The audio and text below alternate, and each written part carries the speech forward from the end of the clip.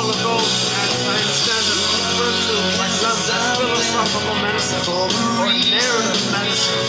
We can find our story, our narrative truth, that we accept ourselves, that means we're more connected to ourselves, we feel congruent with ourselves, we're embodied, we have our feelings.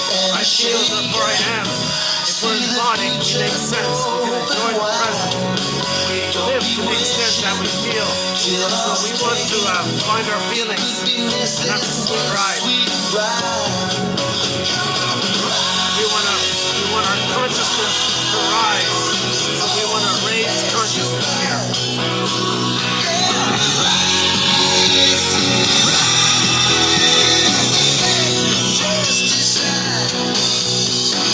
So hello again. Hi, my name is Marcus. I'm the compiler of this collection of therapy quotes entitled 1001 Windmills of the Mind, a collection of quotes taken from what's often called the psychodynamic or the psychoanalytic perspective or tradition or movement. And it seeks, some people used to call this type of quest to know our story and see our patterns and how we may be doing something that represents a wish and a fear and a compromise around it, and we might not be aware of it. So we're looking for our story, narrative medicine, i.e. self-awareness, self-knowledge, that which leads to self-acceptance. If we can accept ourselves, I mean really accept ourselves, our wounded self, and it's called the self-reparenting movement, or the inner child movement, or simply the self-help movement, or the know thyself movement. Right? And recent times for men it was the mytho-poetic movement led by Robert Bly. And in the 50s they called it the mental hygiene movement, or the mental, spiritual, emotional hygiene movement. So it all goes back to that famous etching in stone back in Greece somewhere. It says, know thyself. And prior to that, philosophers prior to that also were talking about the psychoanalytic, what we now refer to as the psychoanalytic tradition by ancient philosophers of the East. So Confucius and Lao Tzu, Confucius were very big on self-knowledge. One of my favorite quotes we have in our collection from Confucius concerns projection. So they would describe psychology with parables and stories. So Confucius said once, quote, "When I'm in a party of 3, I always have 2 teachers. To the one in whom I see traits I like, I try to study from him. To the other in whom I see traits that I don't really like, I search for those traits in myself." That's projection. Know thyself. So Confucius was already talking about projection way back then, right? And maybe before that was Ahotep from Africa. So he's some people consider him humanity's first shrink or psychotherapist, because he emphasizes the holistic approach, the body-mind connection. If there's a problem in our emotions and our feelings, it's going to convert to the body. It's called conversion symptoms. So from water converts to ice. So consider that image. Water can convert to ice. If we have feelings and memories and wishes and things, there's a lot of problems there, and we can't express our feelings because we got punished for it or something, or mother didn't accept our feelings when we were young. So these feelings, it can convert like water to ice. Those memories of our lost feelings and the needs for those, the need to have those needs met, and the feelings around not getting those needs met, that whole repressed compilation can enter into the body in the form of a symptom. So it converts into a physical symptom. So the physical symptom, many of them, a lot of people believe, most of them, the vast majority of physical ailments are psychosomatic. It's a conversion from what we couldn't feel or know about ourselves. It got sort of converted into a body issue, and the body sort of freezes it like the water to the ice. So the physical symptom sort of manages it, but it's painful. it hides it, so it's repressing it, but it's revealing in the form of the symptom. So there's that kind of compromise there, right? So so the body keeps score, the body remembers. Every body tells a story. Every body tells a story. So we're looking for this story. We don't want our body to bear too much. We don't want too many symptoms in the body. Obviously, that's so. Sarno is one of our key authors in this area. Is a guy named John E. Sarno. So he's a medical doctor, and he told his patients apparently, all this back pain you're coming to me complaining about, and your shoulder ache and your neck pain, and all this physical, this is not really an organic problem. This is just a reaction to the emotions. People might say, what emotions are you talking about? Well, long ago, you had these needs in relation to your mother. She didn't provide it, and you were enraged, and that's all expressed in the physical symptom. So his theory is that a lot of tension in the body is actually anger at the mother, and it's kind of frozen like that. And it's unresolved, so it's frozen like that until we consciously find our narrative, find our story, and forgive the mother and feel and accept that we didn't get our needs met. Maybe the body can feel some relief that way. I don't buy his story that just conscious knowledge of it is usually going to do it. It's just a part of the process, right? He claims in his lectures and his books that a lot of people found immediate relief just knowing that. It's just a gambit, it's just a trick to sell his books or something. Jeez. But it's been around a long time, right? The body bears the burden. The link, the mysterious leap between mind and body. The mysterious leap between something in your psychology, emotions, your feelings, what you needed, your developmental needs, loss of your feelings, and then it goes to the body, and the body expresses it. How does that work? Well, if we lose our feelings, that means we didn't feel safe. So that means the physiology, the stress response system kicks in. So the baby, human, we all come out of the womb too early, and we need to feel safe for the first 4 to 5 months, most in particular. That's the first part. It's called the extended womb, the extended social interpersonal womb. Humans come out too early. They need an extended womb called the maternal holding environment, or a positive maternal experience. So the baby's not only just physically safe, but he's emotionally fed. And what's key here is that there's some kind of rapport or communication or back and forth between the mother and the baby, where the mother is attuned, can pick up, read, understand the baby's sort of signals, messages, and she can reply appropriately. Okay? So there's like a musical flow that continues between the baby and the mother. Just like theoretically there was this flow in the uterus between the baby, cord, placenta, mother, placenta, cord, baby, cord, placenta, mother, and 1, 2, 3, do, re, mi, a, b, c. And the theory was it was musical. There was this kind of easy flow between the baby sends up his waste elimination through the two veins in the umbilical cord, which spiral upwards to the placenta, and then the center vein then sends down straight all of the nutrients and everything that the baby needs. Okay? So there are 3 veins in the umbilical cord. The center one sends down the nutrients, and the 2 that spiral up from the baby, that's when the baby sends up the waste elimination for the placenta to metabolize it. Literally, it metabolizes it all, and then he receives what he needs. Okay? So the baby sends the waste, gets in the goodness, A, B, C, do, re, mi, and it's all has some kind of rhythmic, kind of attuned. It's smooth. It's like music almost. The theory is it might even correspond in later life to the musical scale. Okay?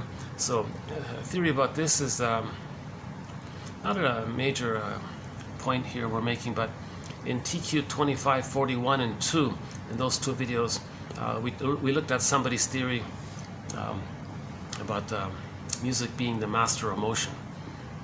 So the theory is the baby in the uterus has his golden ball, meaning he has his feelings in his body. It's connected. The body-mind connection is smooth and he feels alive. He has all of his feelings, needed feelings, appropriate feelings, a wide range of feelings. He has the fullness of his feelings. So he's like the sun. He's radiant. He glows. There's no repression. There's no rejection of his feelings. And there's no refusal. He can accept his golden ball. So he had all of his feelings. Okay? Now when he's in the womb, theory is, nobody has presented any kind of argument that he believes that he has some kind of conscious understanding that he is a person inside his mother who's a person and they're two separate people. No one's presented that argument. The general argument is that he's not really aware of himself, but whatever sort of sense that he may have of himself, his experience of himself is that he is kind of in this place of everything serving him. Everything's taken care of him. Everything around him is for him, serves him, maybe is him even. So he's in a state of unconditional hallucinatory omnipotence. And now his eyes are closed. He's in the water world. So we begin as water people. His eyes are closed. And he's floating around in this blissed out feeling that it's all for him. Everything is him. Is he a little god or something? Is he... theory is he has what's called an oceanic blissful feeling, an oceanic oneness blissful feeling. He's very happy. All of his needs get automatically met. Somebody called it unconditional hallucinatory omnipotence. It's all him, everything. He's so powerful. He's one with everything. So he's one and merged with everything around him. So it's all just him, basically. Everything. So narcissism sounds familiar, right? Those who think it's all about them, everything's for them. And they don't really care about others because there is no others really. It's just whatever may be outside, it's just there to serve them kind of thing.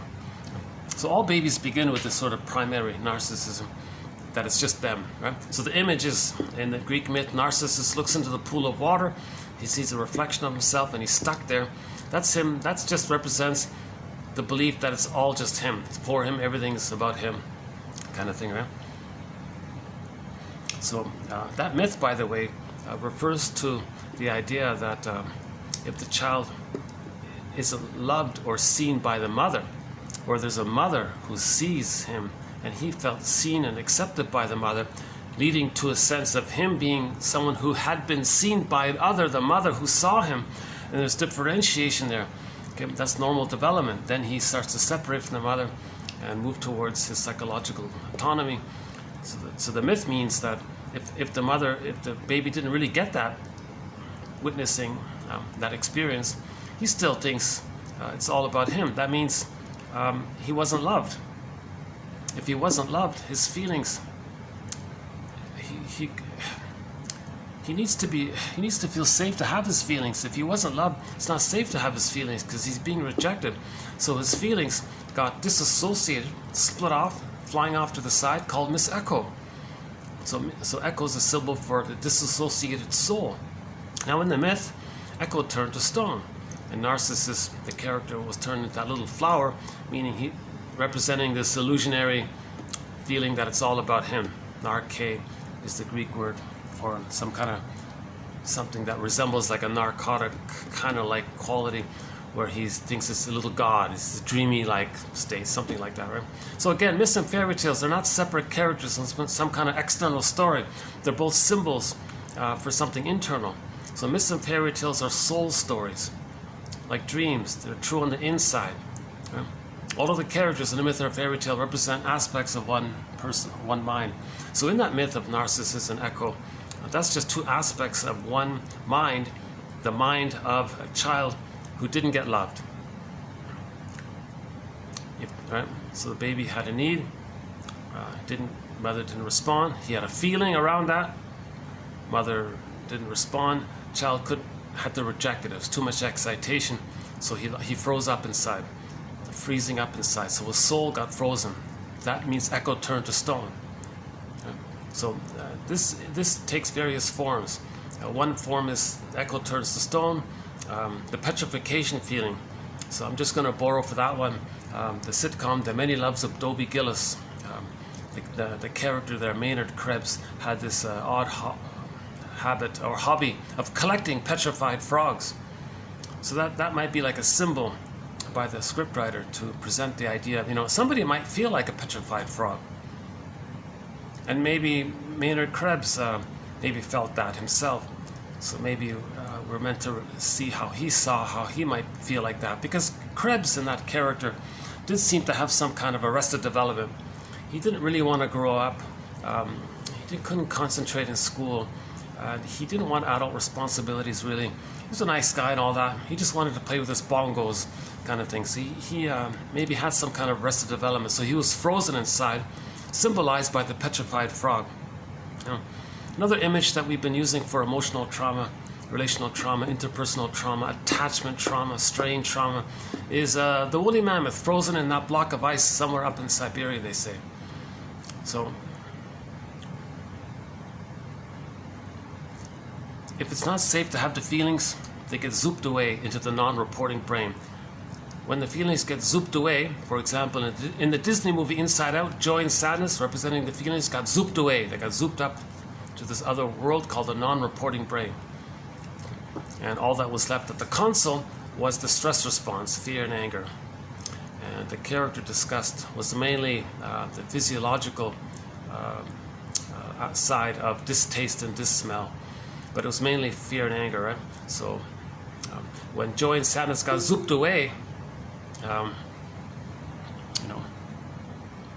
actually they did have the brain freeze scene in that, but they didn't link it to that. But when joy and sadness got zooped away, there could be, if they made a sequel to that movie, there could be another character that's frozen all the time, to represent how a person feels. Maybe he's trying to talk in this frozen-like state. So anyways, so this zooping phenomena, where joy and sadness got zooped away, or Miss Core in the myth of Demeter, Persephone, and Core, okay, Earth opens up, Core gets yanked down or pulled down into the underworld. Okay, so this pulling down or the zooping up of something pure innocence, like the maiden, or like joy and sadness, or in the Atalanta myth, the king put the baby in the forest, so that something pure got lost in some other world, the unconscious world. So the person who has this mind can feel, as a result, a byproduct of the repression, post the repression, the result is they're going to feel like they don't know what they lost their feelings, so they feel petrified, turned to stone, or like the woolly mammoth, or etc. So the jargon for this is alexithymia, where a person says, gee, I'm not sure what I'm feeling. I can't find the words for what I'm feeling because I don't know what I'm feeling. Right, because joy and sadness got zooped away. The embodiment, the frog, got petrified. The soul turned to stone, so they don't know what they feel. It's kind of frozen like that. So we can't put words to our feelings. Now this freezing phenomena of our emotions, that's considered a trauma. And it's most noticed at midlife, when people say they feel like they're living the provisional life, the unlived life. When does life begin? They feel like their life is on hold, like that woolly mammoth's life is on hold, and so on. And,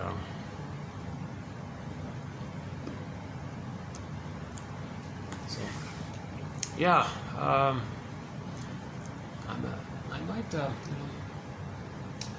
it's still pretty. It's a little better today. I could. Let's see. Let's double check. Let me just take a little break here. Theoretically, I could. Let's see.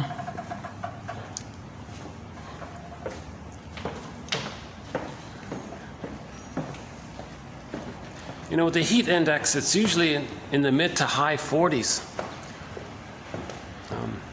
How is it at the moment? Let's see. Oh yeah, it's still up there, yeah.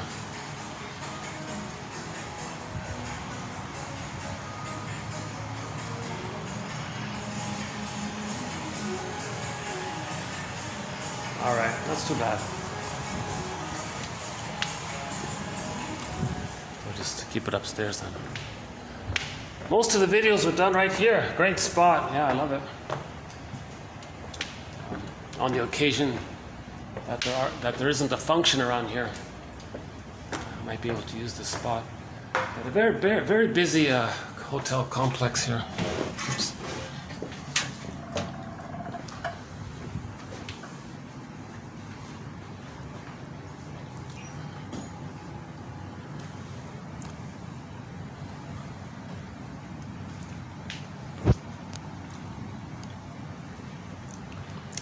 I guess I'm having one of my little off days today, so I might not be as peppy and energized in my speech today.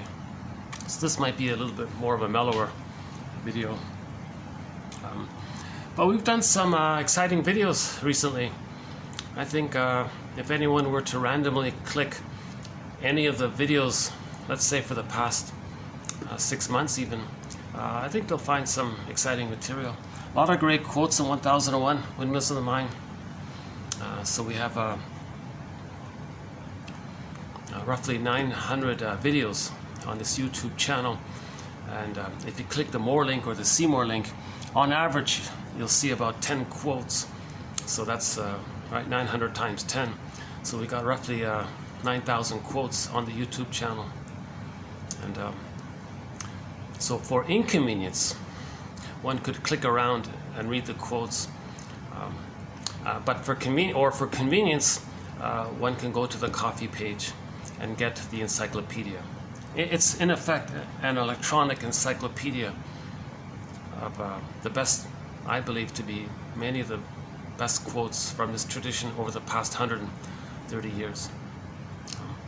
And the benefit, one advantage of this collection of quotes is that because I'm not a shrink, I'm not a professor, I'm not a social worker, a midwife, doula, nutritionist, scientist, none. I have a humble BA, I'm the compiler of the quotes. So if I understand it, I'm pretty sure anyone pretty much is going to understand it. And partly for that reason, we don't have any quotes from Freud. Ironically, there are no quotes from Freud. Can you believe it?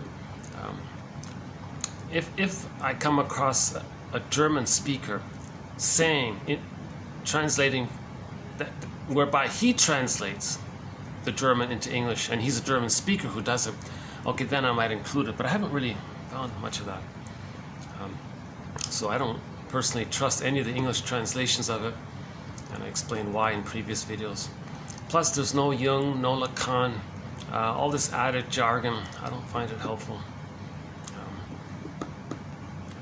A lot of other sort of major names that we might so-called controlled opposition. Just waste your time.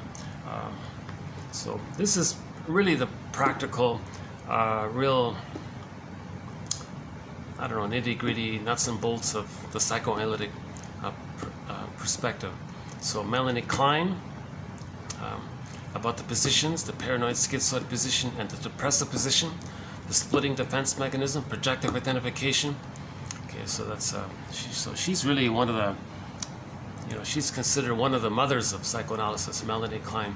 Another mother of psychoanalysis is Margaret Mahler, about developmental theory, how the psychological birth doesn't just automatically appear with the biological birth, how the child has to merge for the first 4 to 5 months and start to hatch out, and then go through this so-called separation individuation process for the first 3 years. So we talk a fair bit about that, and the personality patterns that spring forth based on where the trauma takes place during that spectrum. Interesting theory about that. If it's before 18 months, it's more the survival mentality. It's more of the stingers. They're more hate-based because they didn't get the love. If the trauma is between 18 months and 36 months, they're more the clingers and the pleasers and the codependents. So they're more performers, but they're still childlike and stuck there, kind of thing. So we talk a fair bit about the personality patterns that spring forth based on where the freezing takes place along that continuum between birth and 3. It's interesting theory about that. We talk a fair bit about that. Another mother of psychoanalysis, Karen Horney, she's sort of the heart and soul really of psychoanalysis. She's always saying, we're people first, we're people who may have a certain pattern. So she avoids a lot of the labels, and So she keeps the compassionate, humanitarian, humanistic perspective at all times, really. And she writes in that empathetic, compassionate way. So those are the three main female mentors in 1001 Windmills of the Mind. The three men we have are William Fairbairn. He talks about a thing called the endopsychic structure. So he has a more specific kind of model of how the baby organizes their memories, and it creates some kind of intrapsychic society, some kind of like a organized, like a mapping there, like another, they call it internal objects. And they're linked with, like the self is linked to the other, but it's part self linked to part other, and there's an emotion. So they got relational units. So we talk about this thing called the endopsychic structure. So when there's trauma, the child remembers things and organizes things based on themes. And that's important because we go through life superimposing that model or that script. We're going to distort the present to fit the script because we want to replay what caused that script to see if we can update and heal it. See if it's traumatic, we want to repeat what caused it with the fantasy that we can undo it. So that's why it's important to understand this script, this working architecture of this unconscious based on trauma. What kind of memory mapping does the baby make? That's called the endopsychic structure. Now, James F. Masterson synthesizes the work of those four just mentioned. So his work, his conclusion is developmental object relations theory. So he synthesizes the work of Fairbairn, Mahler, Klein, and Klein, Mahler, Fairbairn. Oh yeah.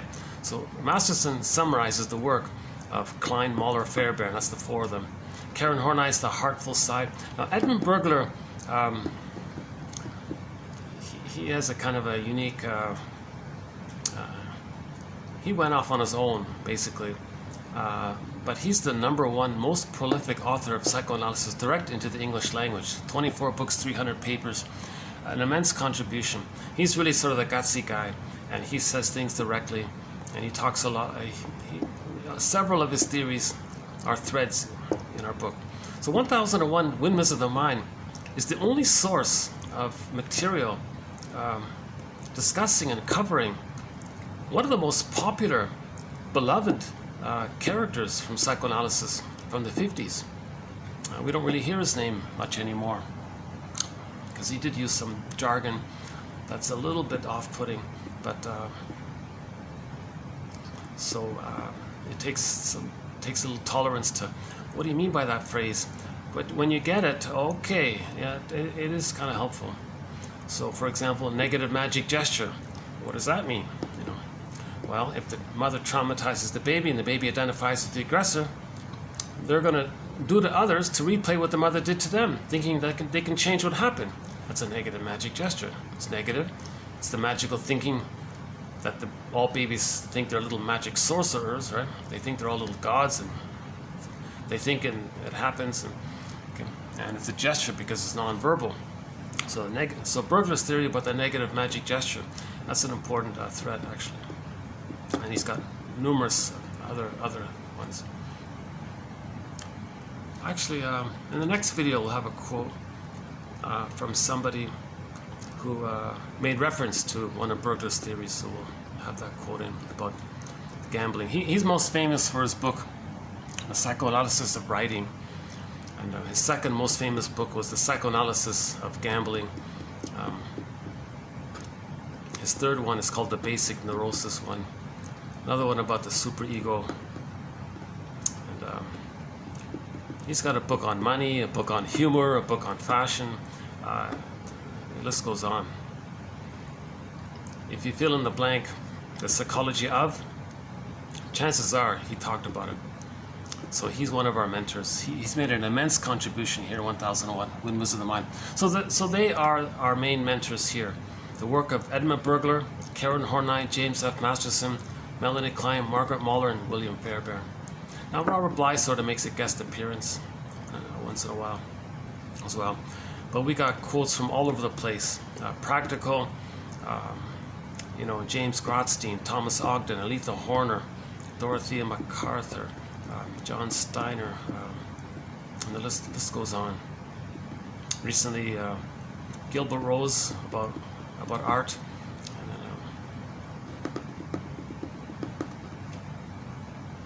we have an exciting thread on TV show and movie quotes. That's a great one. Another thread on just self-help material. That's sort of like a bridge between the fluffy self-help and the more psychoanalytic. So some self-help books sort of have a psychoanalytic flavor to it. So as much as possible, we're including those quotes. So like today, today it's mainly a self-help author. So today we'll be doing TQ 2598 from a self-help book from back in the 80s about something we haven't talked too much about, the so-called Karpman triangle.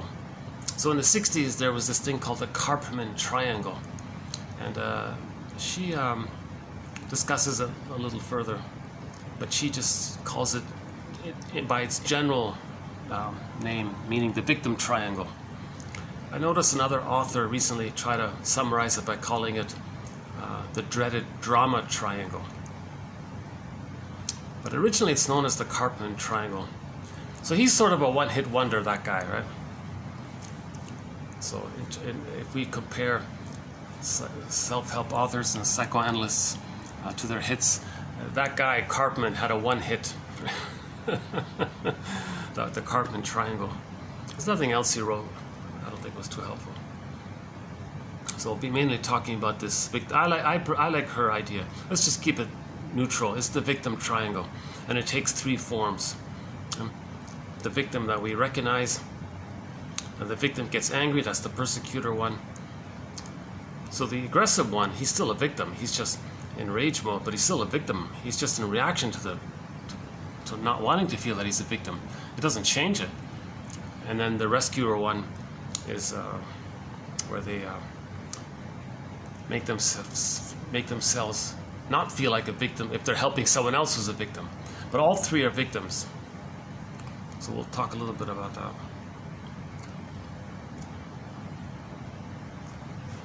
So back to that music one, right? So the baby is in the uterus. He has his golden ball. He's alive. Feels great. One with everything. So now his eyes are closed. If there is some sense of any kind of otherness, now he's one with everything, but maybe we might speculate that he hears his mother's heartbeat. He hears the pulsating of the cord, and he hears the blood flow, and it might be melodic with the three veins, one going down, two spiral up, A, B, C, do, re, mi.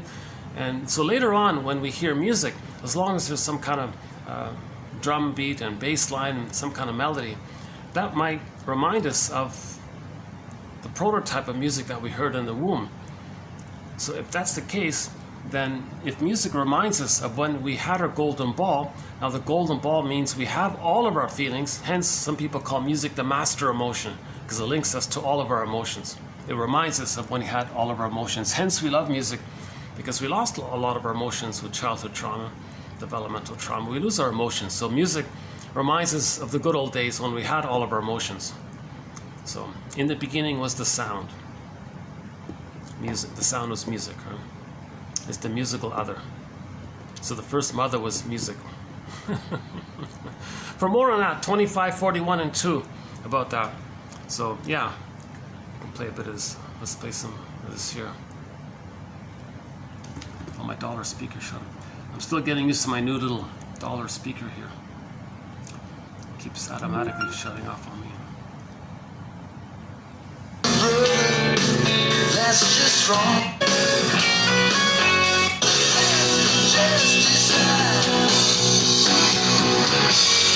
So here, right? Okay, so you can hear the drum, the bass, and the whiny guitar. It's a little melodic ABC. Now that's supposed to relate to the notes on the musical scale, so it's got to be sort of in tune like that. It can be slightly off, they say, but not too much. If it's too much, then it's abrasive. It's annoying, right? So, right, notice that?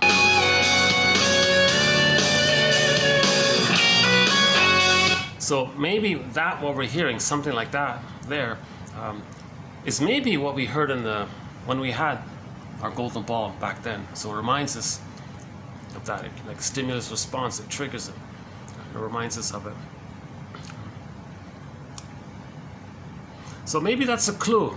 If there's an overemphasis of music on a person's life, maybe it's because they're not really feeling so much, ironically, and they're trying to imagine what they could feel or need to feel or want to feel, and then others can relate to it as well. Or there's a big business in expressing feelings because people lost their feelings. Hence we have art, the arts as well, right?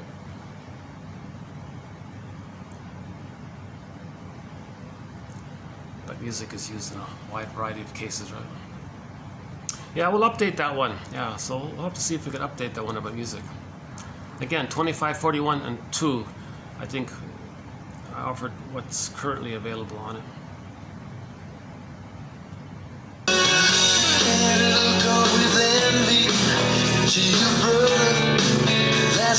Yeah, that line there about envy, that's one of our threads, envy. We've spent already a lot of time on this topic of envy, which I'm not going to do in this video here. Maybe you should just take a step outside your comfort zone. So maybe this is what we're doing here with 1001 Windmills of the Mind. These quotes a little bit make us question. That means we're outside of our comfort zone. Now, what's the comfort zone? The baby created a script. The baby created some kind of adopted certain maneuvers of the mind to help him deal with the pain, and it's like a script. So if we're triggered in the present or something in the present, we can be lazy and refer to the comfort zone. Well, when I was a baby and I felt stress, I thought in either or terms, or I blamed the other, or I projected, or I used doublethink, or I just acted like my mother onto me, and I act like her onto others, and that's how I connected with the mother because I'm her now. That's like maybe some kind of script. So stepping outside of our comfort zone is, let's be conscious of the script, because the goal is to update the script. It's not appropriate anymore. We're not in the nursery. That script was formed when we were in the nursery in a state of helplessness and hopelessness with this giantess in the nursery, and we were in this immense double bind. The baby had to bond to her, but the mother was shaming him, but he had to bond to her. He created some kind of compromises in his mind called defense mechanisms: repression, projection, projective identification, reaction formation, identification with the aggressor, negative magic gesture, and then there's rationalizations to hide it all, and a few others. So we created this little script thing, labyrinth in our minds. So it's called a traumatic script, and it's imprinted on Edmund Burgo. Just mentioned, one of his metaphors is that we imprint that script like a press-it on a vinyl disc record, one of those old long-playing LP vinyl music disc records. It gets pressed, that script gets pressed onto that record. Okay, so every neurotic is a music enthusiast, but he only has this one record, this pressed record. He carries this one record with him everywhere he goes, and every new situation. In every new situation, he spins off that old record. That's his comfort zone. It's painful, but it's familiar. It's painful, but it links him to his mother. It's painful, but he feels safe with the mother. He sacrificed himself, but he feels safe. It's painful, but it's familiar. So we want to step outside our comfort zone. Means, well, let's look at this and see if we can, write some new music or something. One way to put it is, Manager says, we want to unpick the threads of a traumatic script and use those threads to weave a new, healthier script. So Robert Bly says this to the men in the audience: read psychology every day for 10 minutes. Forgive psychology for its jargon. Just forgive it, he says. And again, two good sources, I believe, to start. Number one is the comic psychoanalysis. Dark Horse Publishing, they digitized the original comic psychoanalysis that was done back in the 50s. Four issues were put out in the 50s, 55. 12 therapy sessions put into comic book format teaching psychoanalysis as part of the mental hygiene movement of the 50s. Okay? And so 3 fictional characters, 12 therapy sessions put into comic book format. That's the best introduction of psychoanalysis. And it's now been digitized. It's available through that, the publisher, darkhorsepublishing.com. It's well worth the $20 or whatever it is they're asking for this comic. And you can now read it on your phone. It's a great deal. I think that's the best introduction. You'll learn about repetition compulsion, unconscious guilt, family systems theory, the toxic masculinity one, the overeating guy one, and the womanizer one, and self-defeating behavior, and a few other points are well covered. And it's very entertaining. A lot of people praise the artwork around it, very, very colorful and dramatic. But it's not overly ridiculously dramatic to make it nonsensical. So it's not really meant to be like just some annoying entertainment. It's not like a soap opera. It's actually meant to teach. So it preserves the spirit of teaching. So it was actually a teaching a tool, right? And it's effective. It's excellent. The script in that was excellent. Like the bubbles, when you read the comics, and the script is amazing. And we have some of the quotes here. If you want to sample now, just type in comic in the search engine for this channel, and you'll get a good 5 or 6 quotes that we posted on it.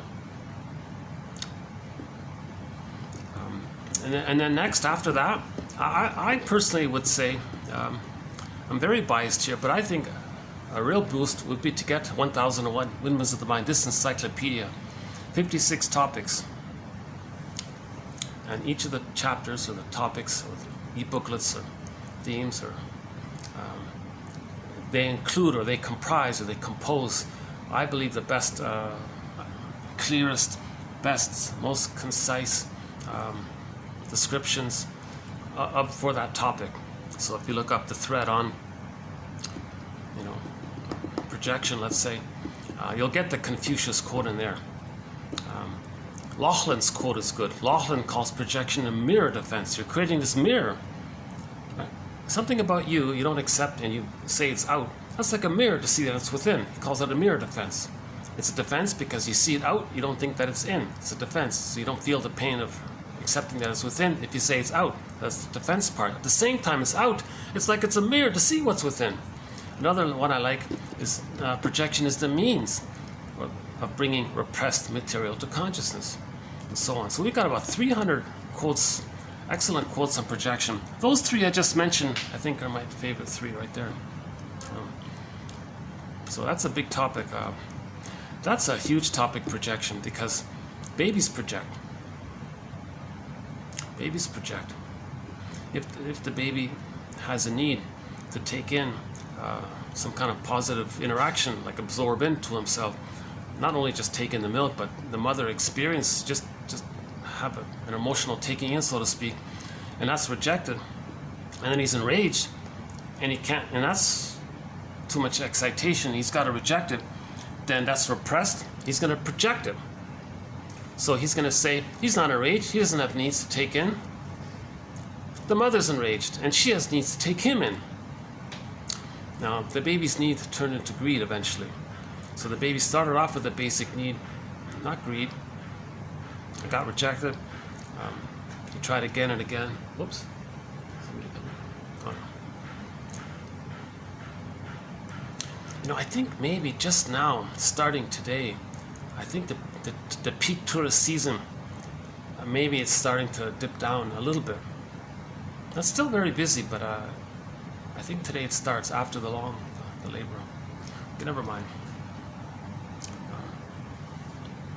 So when the baby's nursing, he just has a basic need, not greed. But when it's not getting met, so what's the need? The baby comes out of the womb. Mother, I need a safety with you. I need a secure reverie with you, a musical dialogue with you. I need a reverie. Now the plastic bottle is going to break that. Okay. See, the baby's expecting nursing because the nerve endings in the breast link in with the nerve endings in the child. That provides like the line.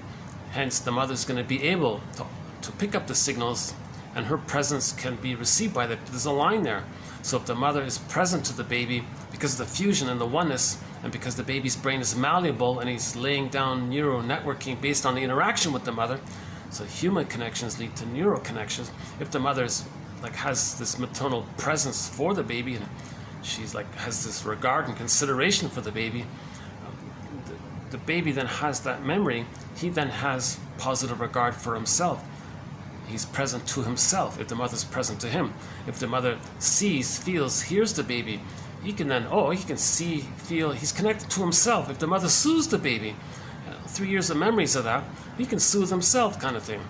So he needs this reverie. That's something he needs to kind of absorb in his brain. It's in, right? So if the bottle is there, the rubber nipple won't do it. It's broken. So it's got rejected. He got frozen there. So that need got rejected. Then he's enraged. Mother gaslights him. No, you're not angry. I can't deal with this, or whatever. So that got rejected. So that means the baby is having an experience where he's not getting his basic needs met. If the baby were to admit that to himself, his mammalian brain, right, his little mammalian brain would think that he's immortal. He won't make it. No babies can make it on their own without their mother. No babies are going to make it if the mother's hurting him or rejecting him. So we're talking about emotional, in the emotional, spiritual, mental, feelingful area.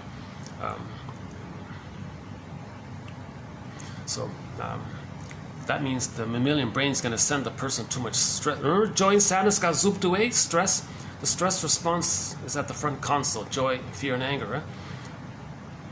So the mammalian part of the brain would send the baby a lot of cortisol. Baby, danger, no mother. Mother's hurting you, and you got no mother. You're not safe. Baby's going to get flooded with all this cortisol, stress hormones, adrenaline. But he's got no motor skills. He can't go anywhere. He's helpless. He's hopeless. He's powerless. Right? He's just lying there. He can't do anything, kind of there. So he's getting all this stress. What's he going to do?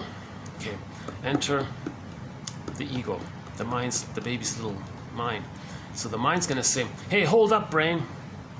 Don't send us all this cortisol. What are you talking about? You've got no real emotional mother, and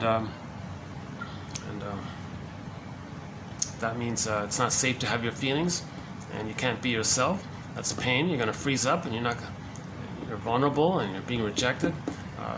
Yes, I know this is all happening, brain, but what I'm going to do here is I need to trick you, brain. What are you talking about? Well, I'm gonna do this. My attributes of the need to take in, which became the greed. So the baby's need turned into greed. The baby had a fantasy. He wanted to control the breast, devour the breast, possess the breast, take in the breast. He became so enraged, right? So he just had this fantasy. He wishes he could just like really control and possess and gobble in and own it, and because that's this desperate, archaic fan. The baby is desperate, right? So that's the greed, called greed, right? So the mind says to the brain, "Okay, brain, you know what? We don't have devouring need and greed, and we're not enraged.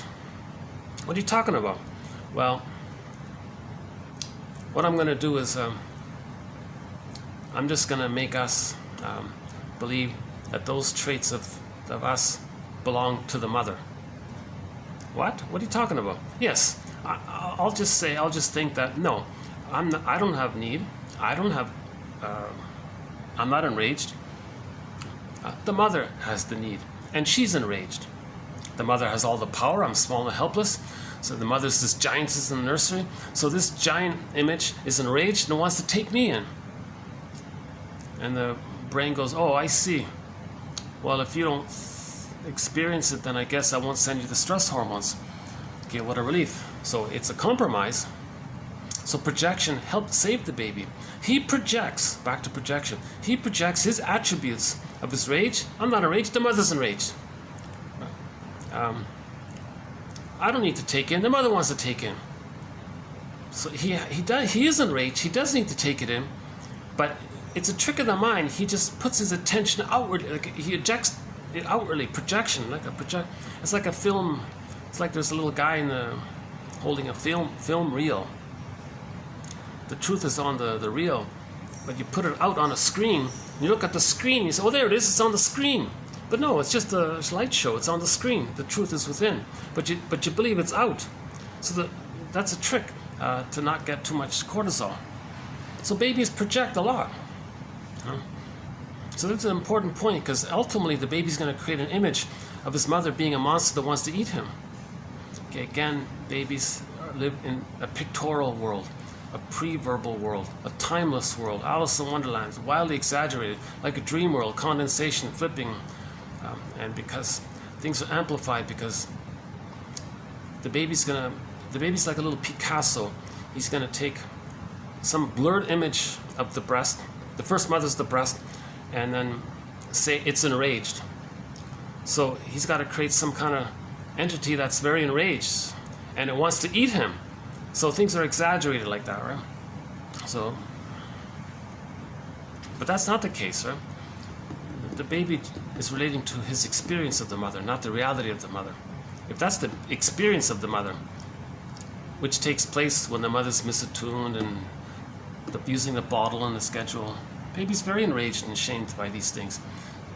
He projects his attributes onto the mother and says the mother's enraged, is an enraging monster.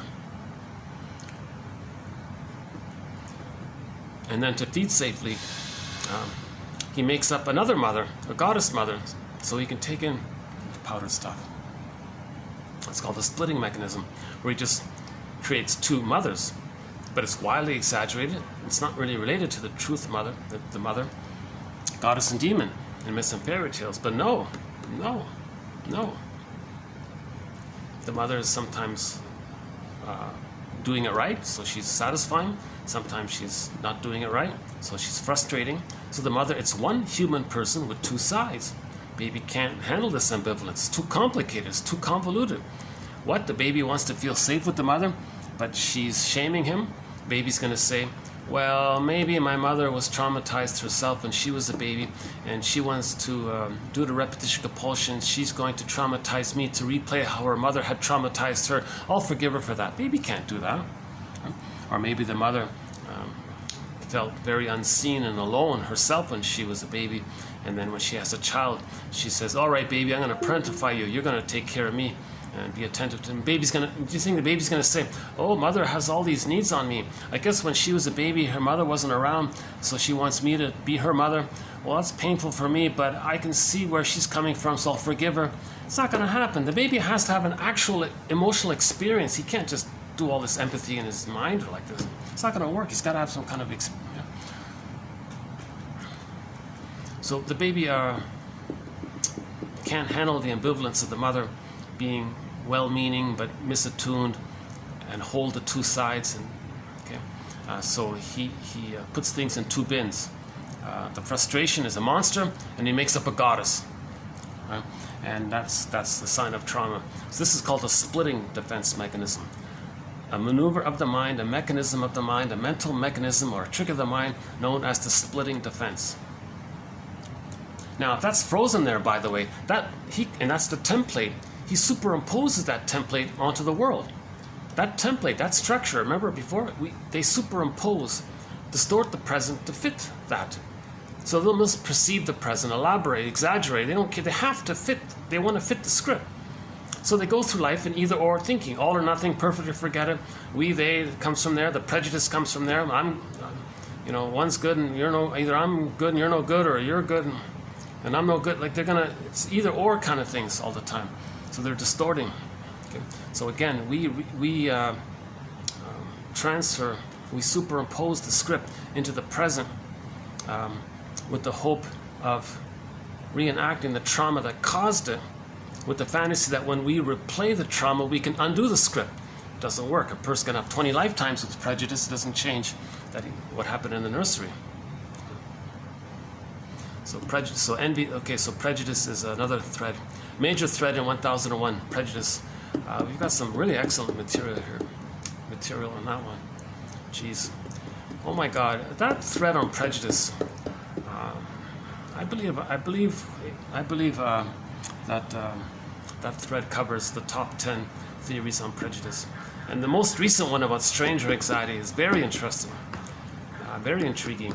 That one about stranger anxiety from about 2 weeks ago. So we want to step outside. Oh, my speaker turned off again. So we want to step outside our comfort zone. And look at these quotes. Maybe you should just take a step outside your comfort zone. That means raising consciousness. Right? Raising consciousness. The greatest hurt of all, mother failed me, meaning she didn't provide a secure attachment style. That's outside our comfort zone. Yeah? The truth will upset you free. That's outside our comfort zone. Noticing our rationalizations, the excuses we're making to preserve the false belief that we don't want to admit that we haven't been loved. So when you confront rationalizations, you're going to see, it's like an onion, you're going to see what's underneath, right? There's a winner, there's a loser. I think this idea is about midlife, the midlife audit, the midlife examination period.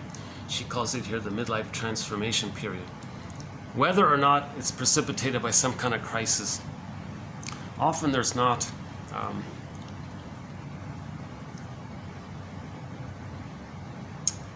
But if there's any kind of sense that something's missing in life, then that's the call.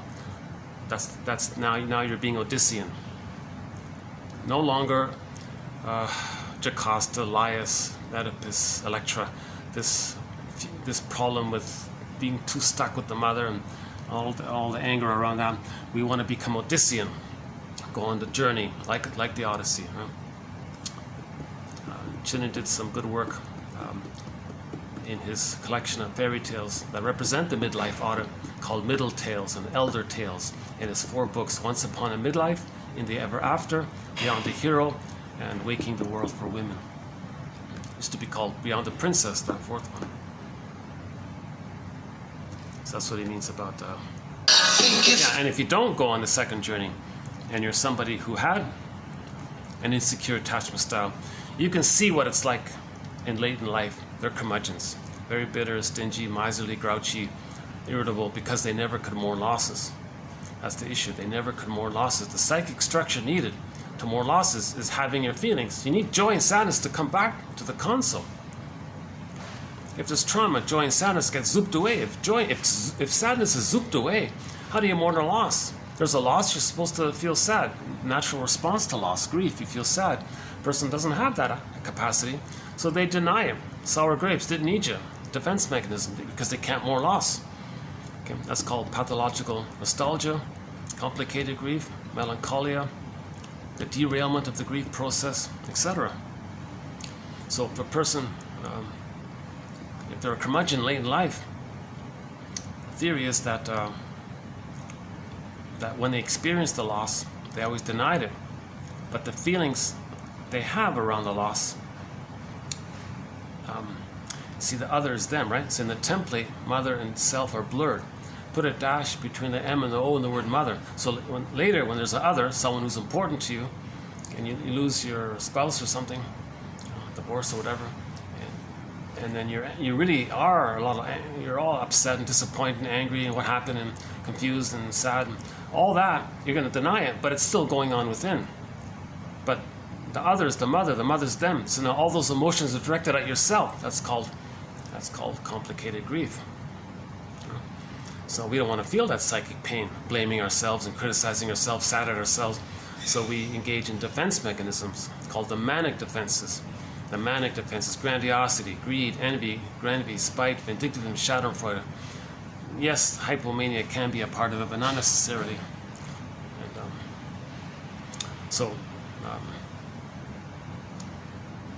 so a person experiences a loss, let's say midlife, they deny it. They go through life being reminded of the loss. So they're triggered again. They deny it, but it goes towards themselves. That's emotional fatigue. So now you got to increase your manic defense. But they're getting older. Okay. So it loses its ability, kind of thing, if they get older and older.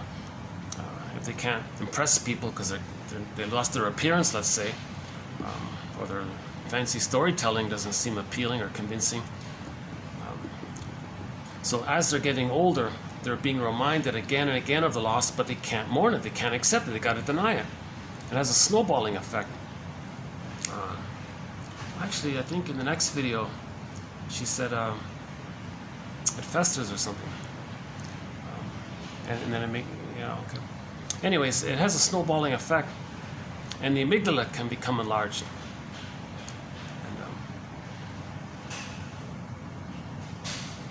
So finally, late in life, everything's going to remind them of the loss, pretty much. So they're very irritable, and they want to, and oh yeah, one defense against complicated grief is they're going to become OCD, very controlling. They want to control every micro little thing. So OCD is controlling. So the curmudgeon wants to control, really, like every little thing they want to control. If one thing's a little off, they get enraged, right? Because if they can't control something, that means they lost it. That's going to trigger the loss of the divorce, let's say. That's why they're so controlling. They don't want control. Is a defense, is a manic defense against the pain around not being able to accept the loss. So to avoid the pain of that, to deal with that pain, to squelch that pain or hide that pain, if they go through life in the present controlling every little thing, then nothing can set them off. Like nothing can be felt as a loss because they controlled every little thing. But if one little thing is disappointed, right? It can be any little thing, right? They can become very irritable, very grouchy and all this, right? People say they feel like they're on eggshells around them. So that's because they never went on the second journey to forgive the mother for giving them an insecure attachment style. They're still using splitting.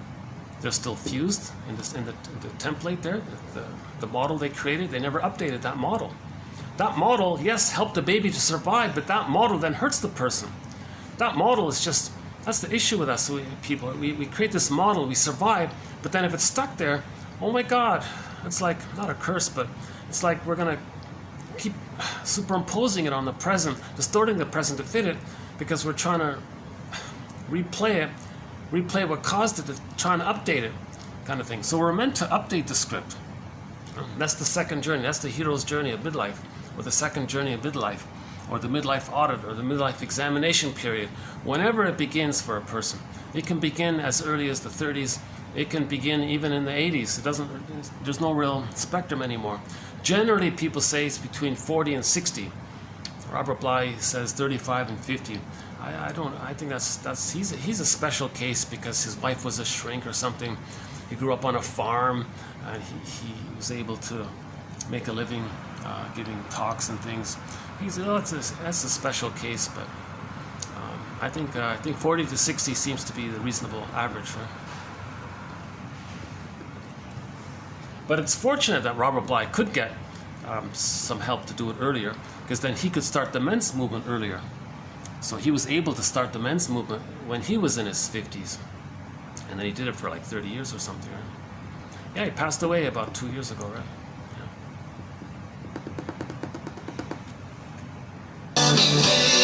So the sweet ride is when we accept something that we lost about ourselves. Okay? So back to Robert Bly's metaphors, that by the age of 5, so much of who we are, it gets repressed. Earth opens up, it gets pulled down. Disney movie, Inside Out, Joy Inside Out, gets zooped away. Baby thrown in the forest, something gets lost. That's called repression. Okay, so imagine this material going into the non-reporting brain. Okay, so we're not aware of it, so we don't see it, so it's like the shadows, it's dark. So this bag we drag behind us, we don't see it, kind of thing. So Robert Bly says, by the age of 5, so much of who we are, our true self, our golden ball, our developmental path, ability to mourn, know our interests, the capacities of the real self, who we would be if we're loved, all of this potential gets put into this bag by the age of 5. And then we drag this long bag throughout our lives, and it's there, it's a part of us. And we spend the rest of our lives, or we're meant to spend the rest of our lives, either consciously or unconsciously, ideally consciously, trying to reclaim and re-own and reintegrate and get back what we lost. That's the second journey in midlife. That's what the Odyssey is about. In the Phantom of the Opera, she goes into the basement, talks to the scary dude, and accepts aspects of herself represented by him, and she became a better singer when she went back on stage because she got back more of herself, so she was more embodied, she made more sense, kind of thing. So that bag that we drag behind us is this metaphor for the unconscious. So in the Phantom of the Opera, she goes down into the basement. It's under, you don't see it, so it's just approximate. And the scary dude there, that represents a fantasized personification, an imagining character to represent and conceptualize her disowned traits. So that scary dude is just her own pain, shame, and rage. So she dialogued with herself. It's not a separate character. The Phantom of the Opera character, it's just an imagining. It's not an actual separate character. So that means self-knowledge, reclaiming. It's called psychosynthesis.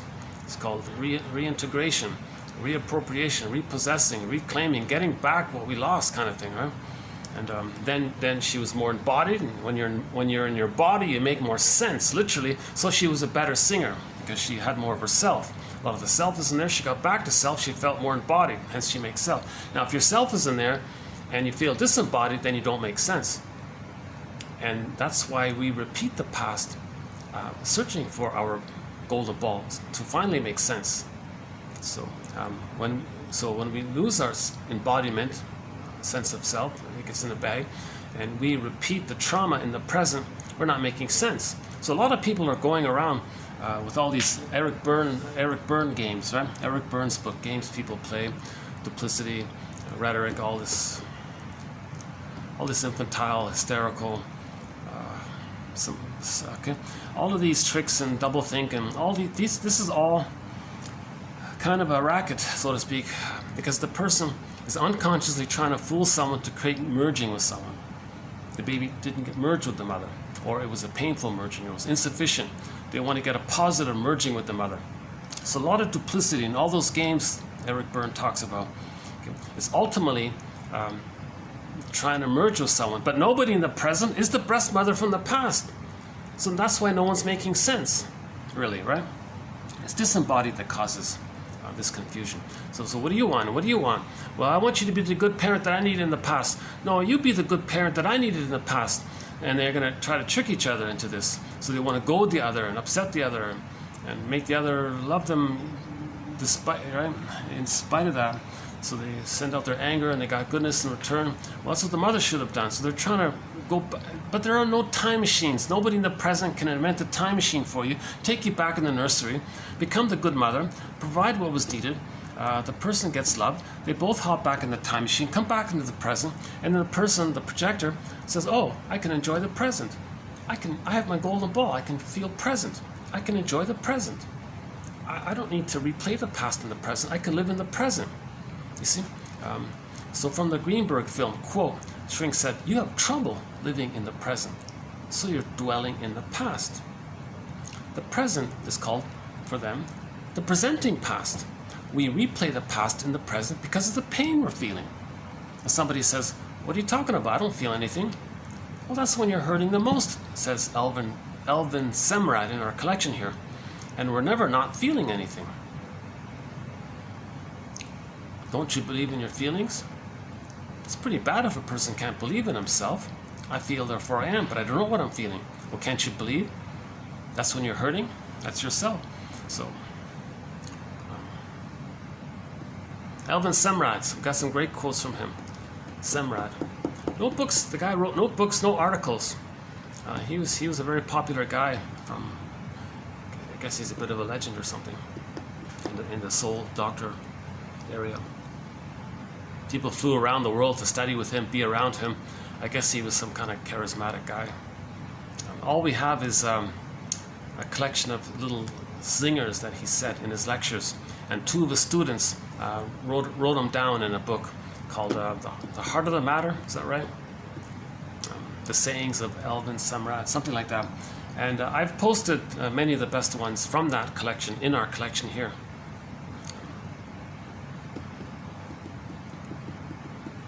That's a pattern in the 1001 Windmills of the Mind.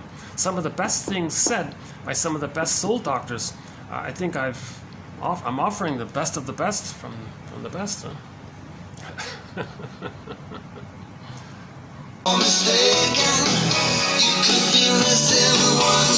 Raise consciousness. Raise consciousness.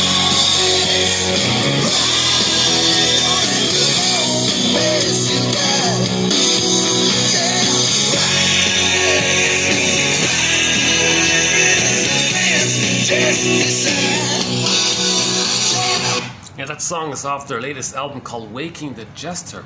Now the Jester character links with the Trickster character, which links with the Hermes character.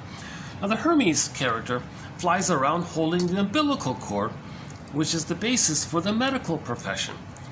The Caduceus medical symbol, you got the staff and the two snakes. Well, look at the umbilical cord. The center vein is the staff, and the two that spiral up are the snakes. So that's this flow between the baby and the mother. It's this cord. Okay. So, and the character that represents this messaging is the Hermes character. So, like the Phantom of the Opera, she dialogued with herself. Okay. By the way, Kristen Wilson says that long ago in ancient times, that's the true spiritual meaning of the word religion. You want to relink with yourself. But nowadays, from the plunder side, the purpose of religion is to prevent that. It's the opposite. So another exciting thread, the psychoanalysis of religion. Religion is jam-packed with psychology. Oh my God, it's just so loaded with psychology. It's very rich in psychology. One person said, all you got to do is study the psychology of religion, and you'll know the whole, you'll know all of psychology pretty much. And it's really there a lot, yeah. But we're always talking about, whenever we talk about the psychoanalysis of religion, we're always talking about how from the short-selling side, the plunder side, the pillage side, not the victim side.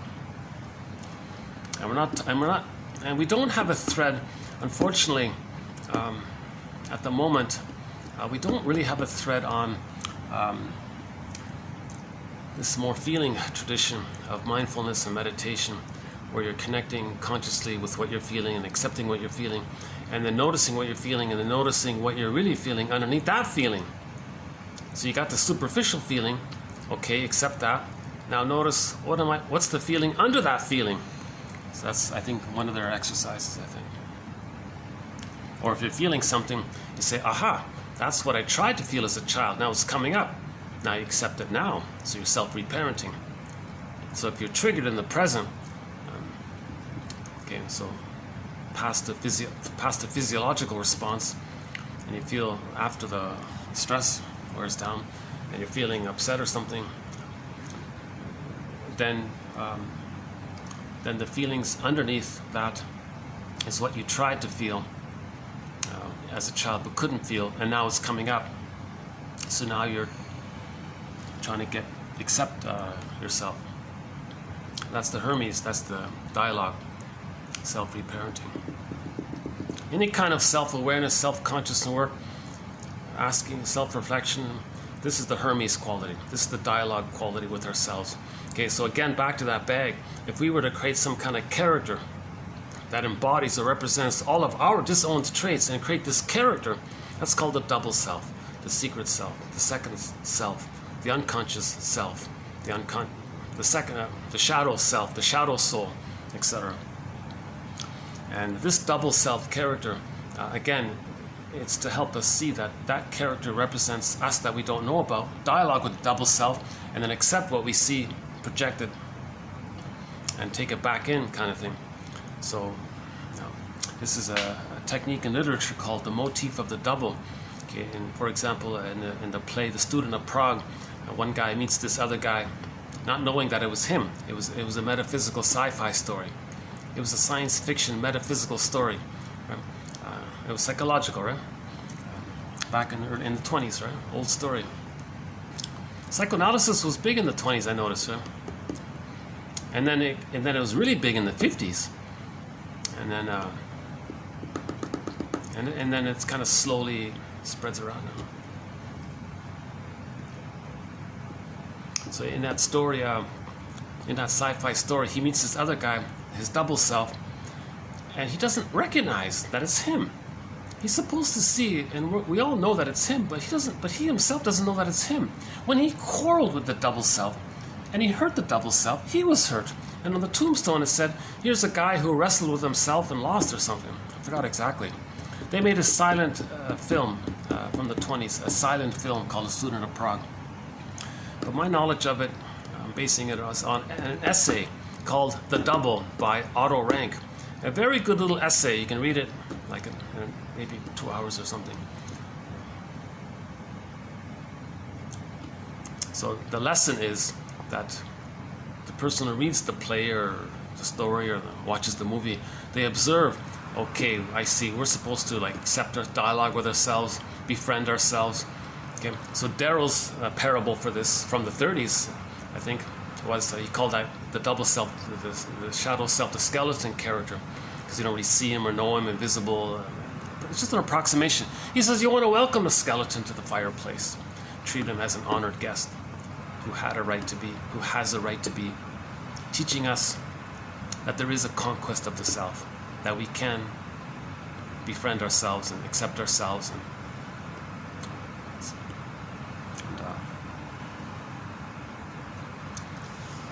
Now all of the energy in that bag, they call it id, all that energy. And that id energy can be represented like the ghoul character, some kind of, so the king and the ghoul. So if you want to get more abstract about all that's in there, the dialogue was between the king and the ghoul. Interesting fairy tale. Another version is in the Odyssey, all that energy is the ocean, named Poseidon. They've created a character. And you can see in the Odyssey, I mean the good one, my favorite one, the TV, the Hallmark one, starring Armand Assante, the one starring Armand Assante, a TV miniseries. There's a scene where the ocean, they made a wave using special effects. They turned the wave as the like at the face of Poseidon or something, saying to Odysseus, "Hey, you macho man, denying your feelings and being a mama's boy, and you're always ignoring your feelings. Well, I'm your unconscious. I'm saying, you know, you're ignoring me." Odysseus, "So who are you?" "Well, I'm everything. I'm your own energy that you denied, and I don't like this, and I don't like how you're denying your feelings. I'm water. Water means feelings, and you're denying your feelings. So I'm gonna get you to start to feel now." So in ancient Greek, the term for this was suffer. You're gonna make you suffer, he says, meaning in a positive, constructive way. So that's when he sort of goes on this journey, because he realizes he was false to himself. He was living the false self, the provisional self. He wasn't true to himself. He was the false self. Thinking your little infantile God is a false self, right?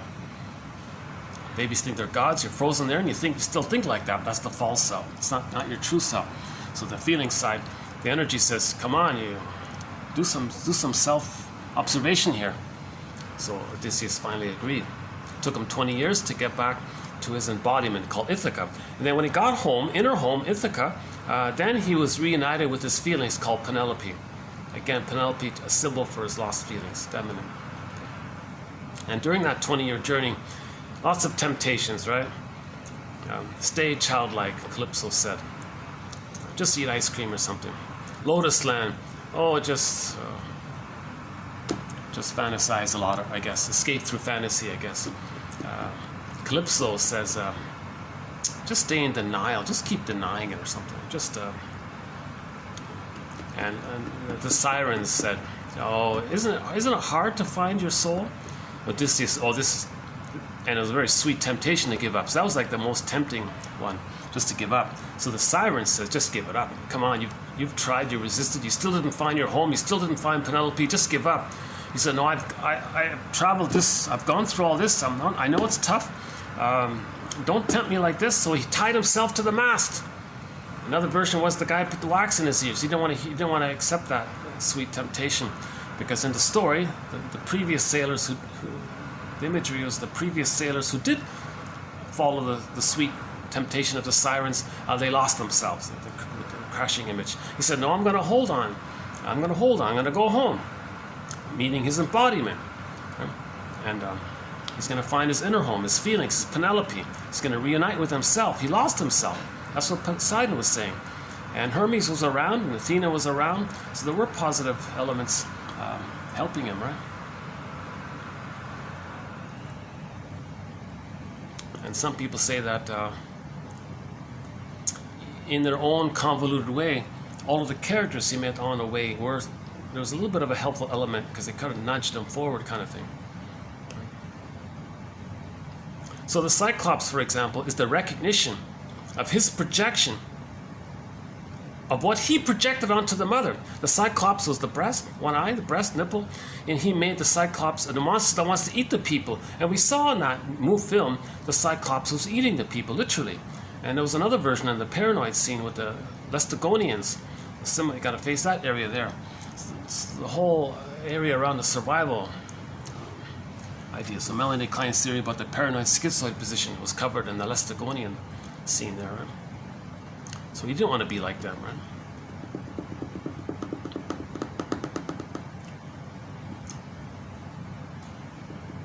Oh yeah, and Circe, was it Circe? Was that the one?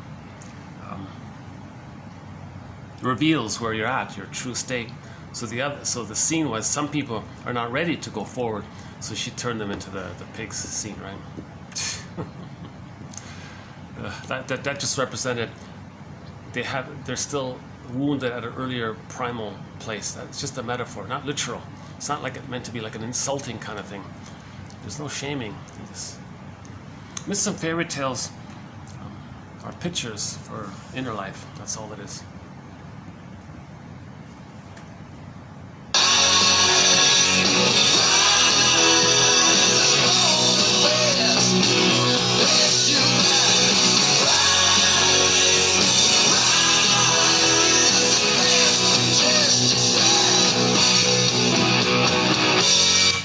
There's a guitar solo later.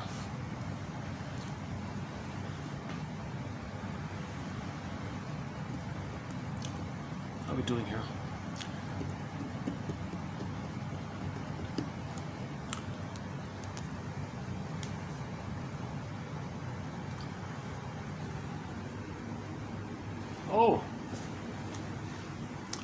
Oh, they're moving all the chairs and things. Oh, they're preparing for another function. Okay, so it's good that I didn't use it down there anyways. Yeah, okay. Okay.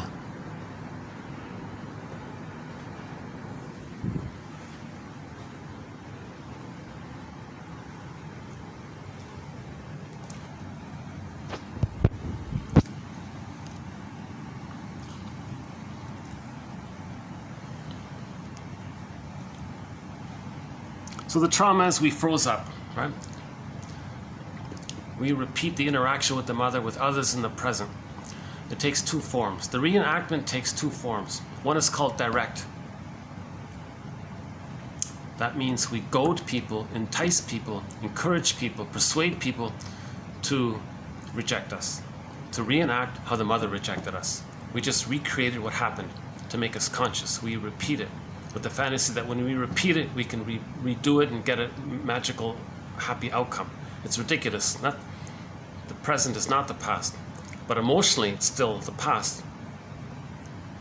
That's the Greenberg film. You have trouble living in the present, so you're dwelling in the past. It's called unfinished business. So they want to replay the past in the present.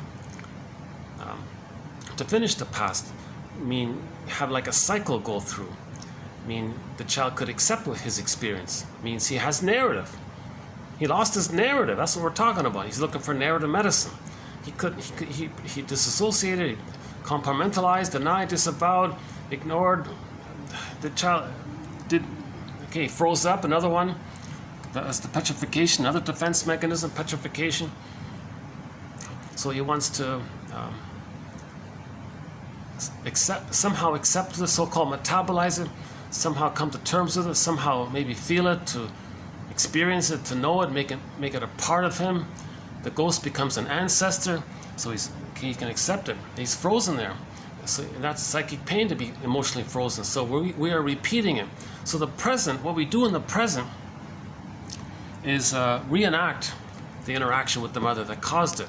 It takes two forms. Others will be seen as the refusing mother, but if they're not, well, believe they are, interact with them as if they are. It puts a pull on them to be that. Finally, a self-fulfilling prophecy, they give up, they reject you. So you replayed it. Didn't work, it didn't change the past. Person does it again and again and again. Then they say, oh, poor me. Victim triangle, poor me. Now, sometimes a more dramatic reenactment is identification with the aggressor. Mother shamed the baby. Baby couldn't accept his soul anymore. His soul, his empty soul, put onto others and says, others are not okay.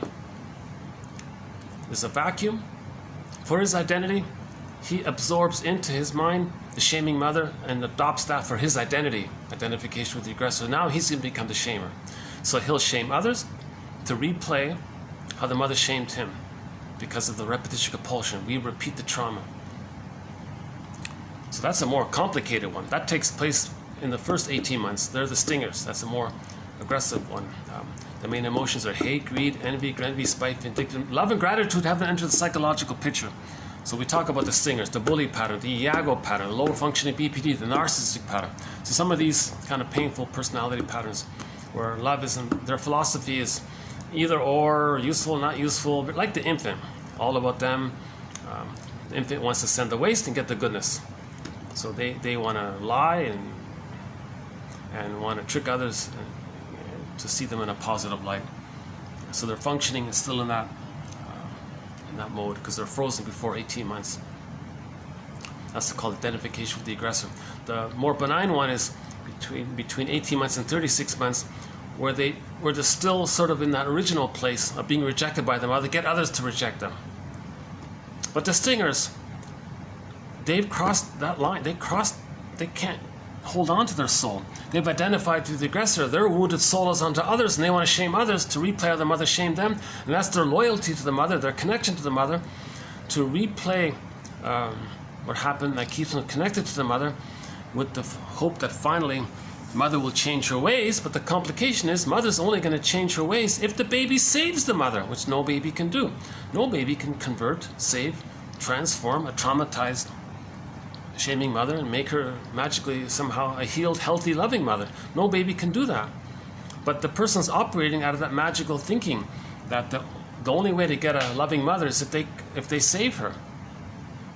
So the mother's not going to change her ways. Repetition compulsion, be loyal to her, because now they've become her for the attachment. So they're really stuck in this place emotionally, right? So that's why it took Odysseus 20 years. So he was very far from his home. And that's the line. Odysseus was very far from his home. Metaphor from very far from our inner home. Because he felt empty inside. He's where's my home? Go I know not whither and bring back I know not what. It's like very far away, right? Oh yeah, the bag one. Go I know not whither and bring back I know not what. Another image of trying to reclaim aspects of ourselves, that one.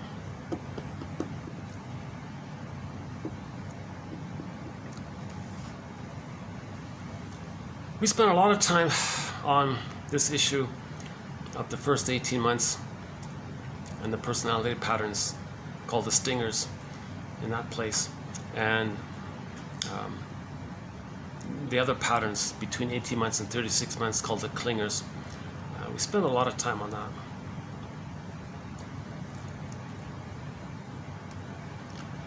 Maybe what I'll do is finish the song and do today's quotes.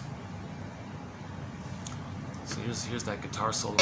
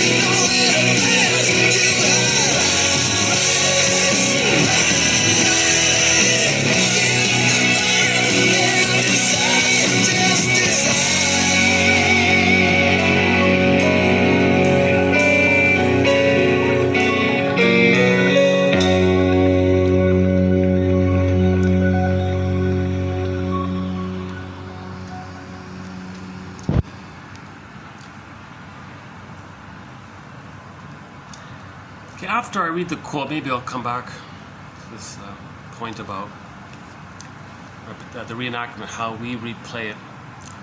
So let's talk about this self-help idea called the Karpman triangle.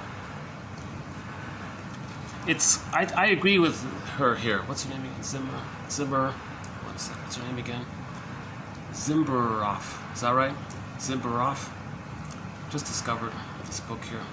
I agree with her. It's clearer to call it the victim triangle because all three are victims. The rescuer and the persecutor one. So the theory is, in broad general terms, everybody who's dysfunctional, we may move around this victim triangle, sometimes flipping it around. For example, a person can move throughout this victim triangle of roles himself without needing other players. For example, let's say you feel out of control with food, like a helpless victim. Yeah, you can't control. Yeah, emotional hunger. Oh, I'm reminded of being unloved. Let's run to the fridge. Now you're the helpless child. Run to the fridge. You decide. Now you feel like the helpless child. Okay, I'm going to rescue myself. I'm going to run to the fridge.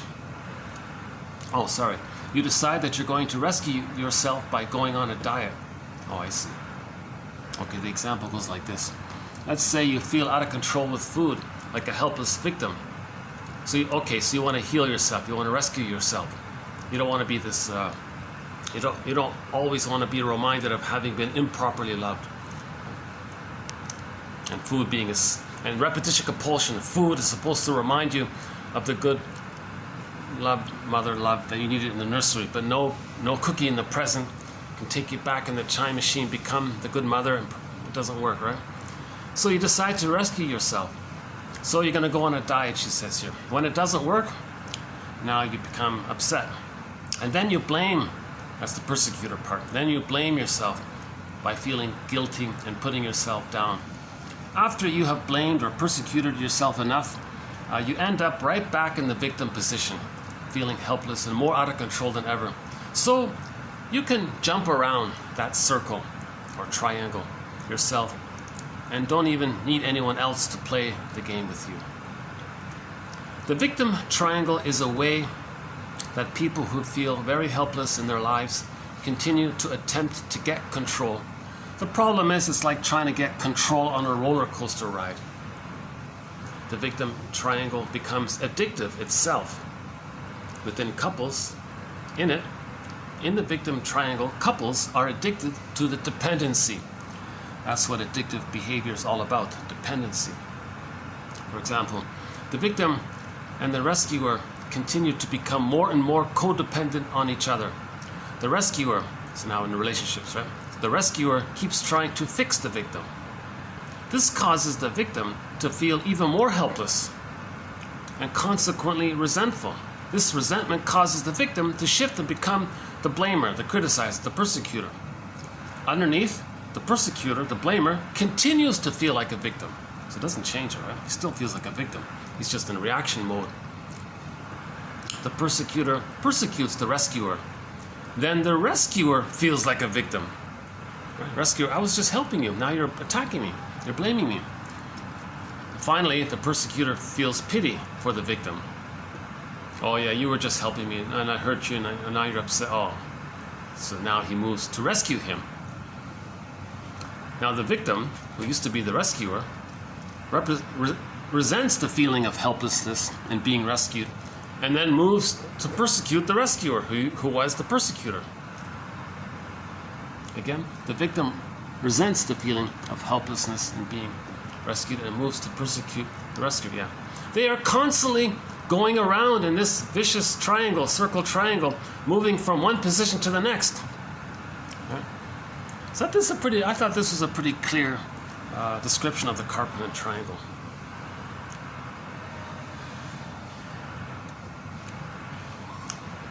So in the relationship, let's borrow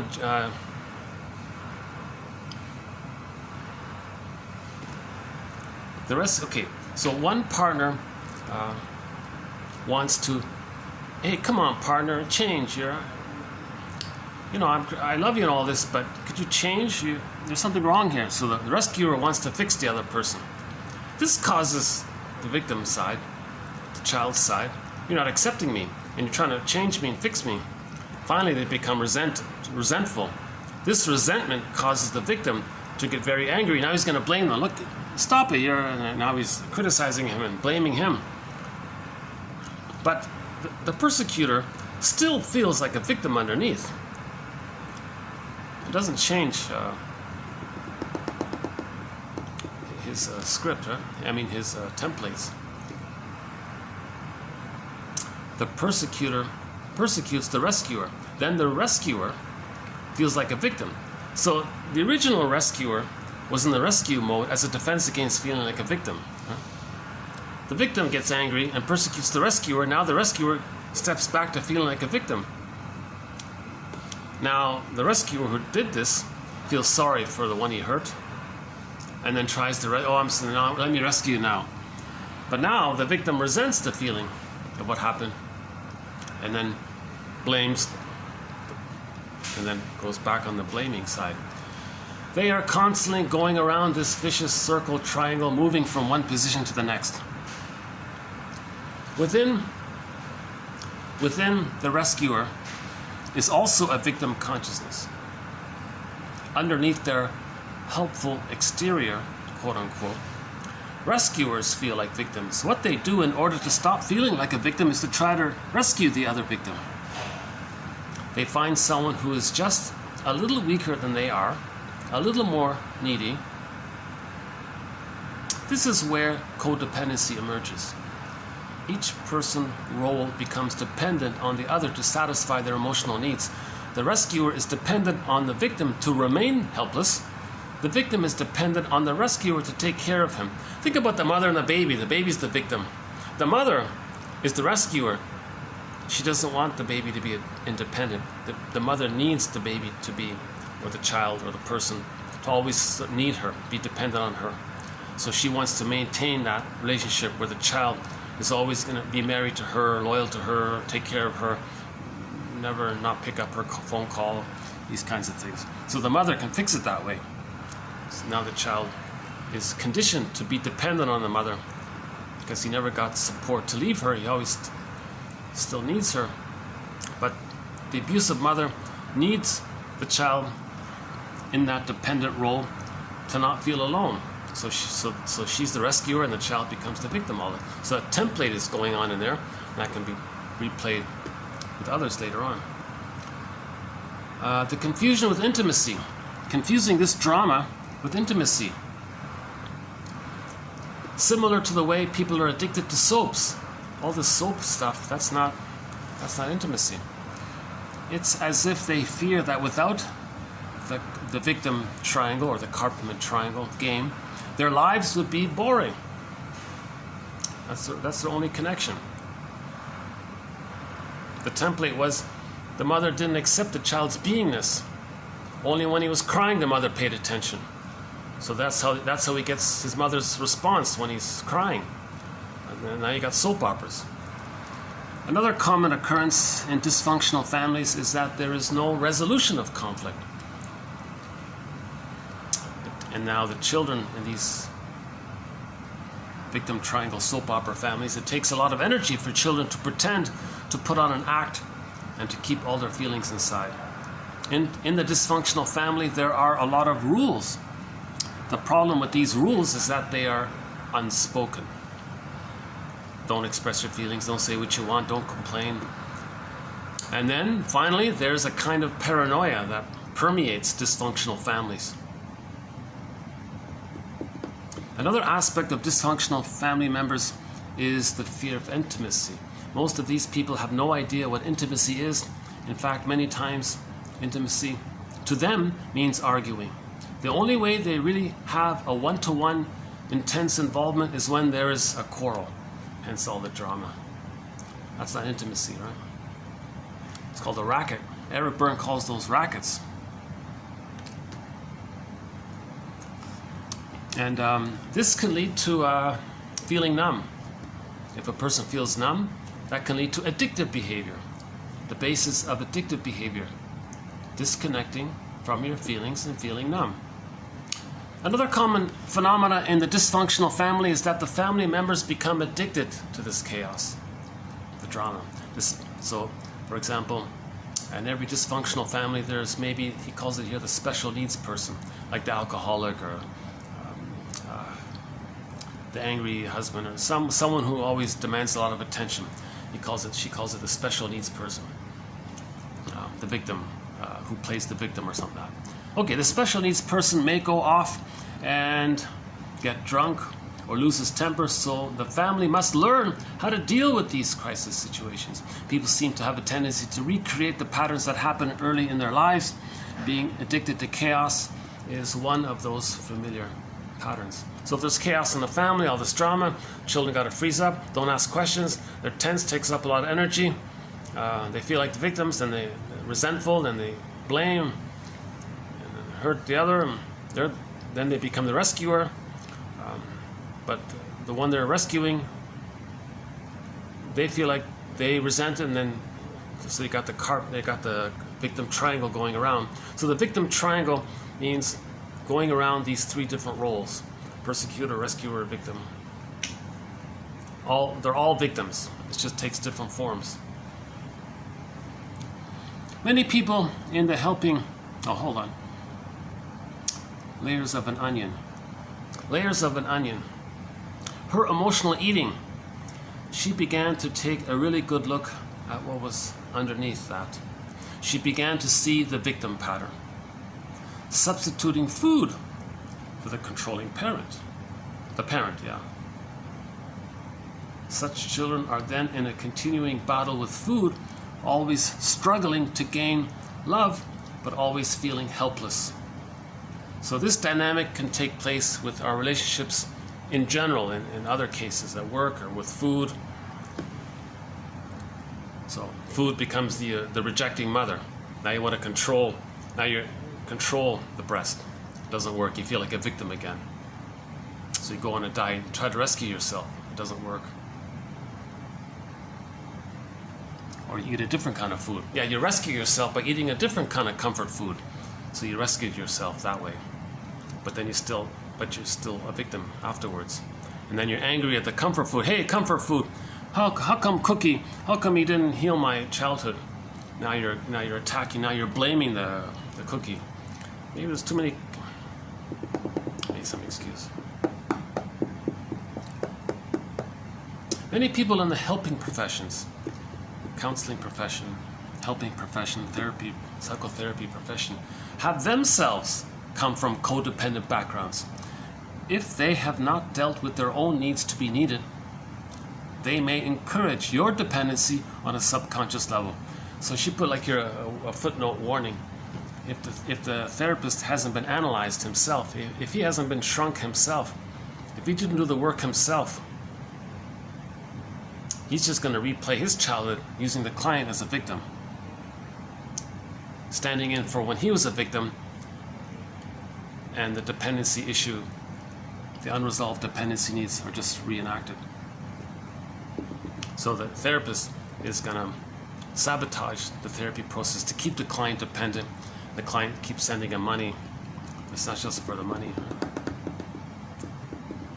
So that's why the basic condition to be a therapist is that a person has to be analyzed.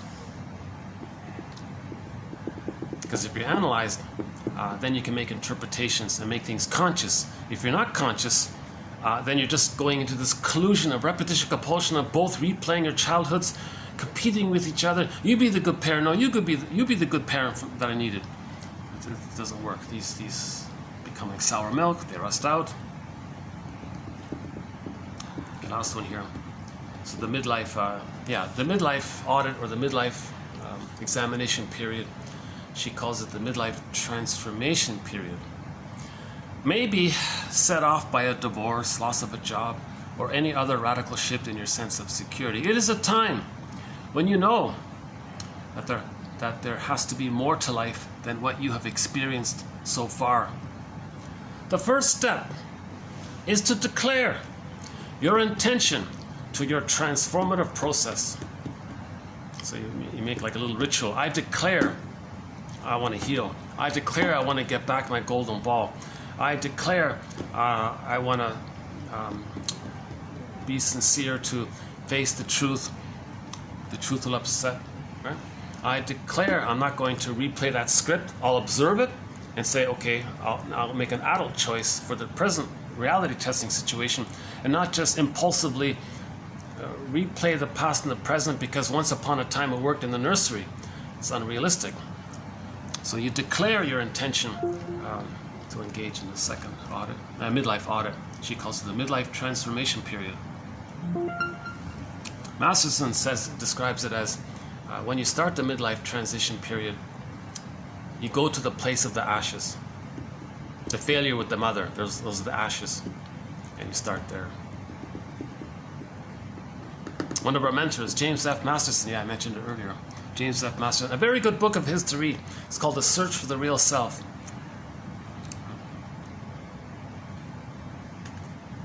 Maybe, how are we doing here? Let's take a little musical break here. So that's TQ 2598. Mainly about the victim triangle, the Karpman triangle. Apparently it was big in the 60s. Everyone was talking about the Karpman triangle. Can you observe it? One minute you say, there now you're the rescuer. But the one who was victimized, so let's say your friend says, oh, I feel sad this happened. Oh, there now, you're being the rescuer.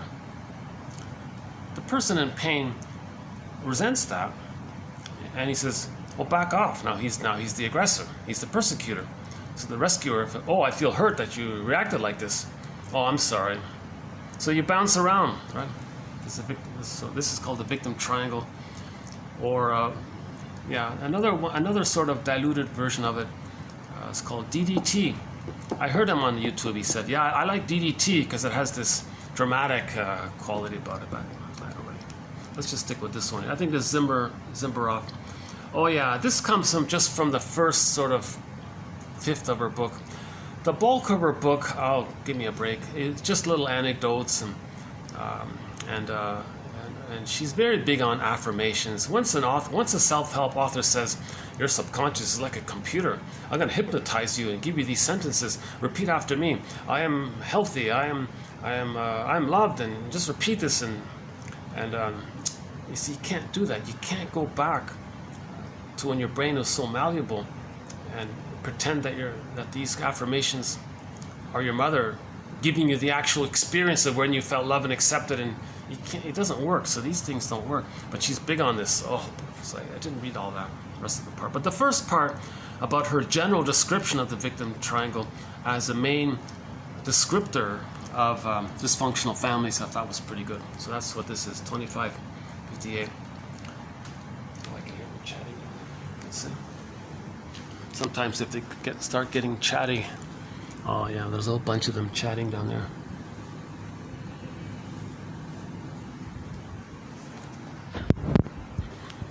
Oh, they're not too loud, it's okay. Okay, let's take a little musical break, and maybe I'll redo the 25. In the last video, I presented 25 ways, a very edgy thing I'm trying out here, called the 25 ways collectively we symbolically reenact the painful trauma in the nursery in the present. I guess they're taking, what is it here? 2:45. So they're not on lunch, huh? Okay, let's see. Let's play a couple of songs here. We have a couple of songs on our soundtrack from the singer Gordon Lightfoot, who just passed away yesterday. We have a couple of their songs, and so I thought I might play a couple of his songs here. I played a few of his cover songs in the summer. We played the Drifter. Okay, Drifters. So Gordon Lightfoot has a song called Drifter or Drifters or The Drifter or The Drifter, something like that. A singer named Ron Sexsmith does a very good cover of that. We played that song. Another cover we did of his was, I'm not really familiar with this band, but they call it the Cowboy Junkies. Not a terrible name for a band, right? But they did a pretty good cover of Lightfoot's song called "The Way I Feel." The Way I Feel. And another cover we did of his in the summer was a rock band called the Headstones. Also, it's funny, those three bands, I don't know them at all, but when they played a Gordon Lightfoot cover, they did a pretty good job. So they did the Wreck of the Edmund Fitzgerald. They did like a rock version of it. So we played those three cover. Now, Lightfoot's most famous endorsement was from Elvis Presley. Elvis Presley sang his song. What was it again? In the Early Morning Rain. Yeah, In the Early Morning Rain.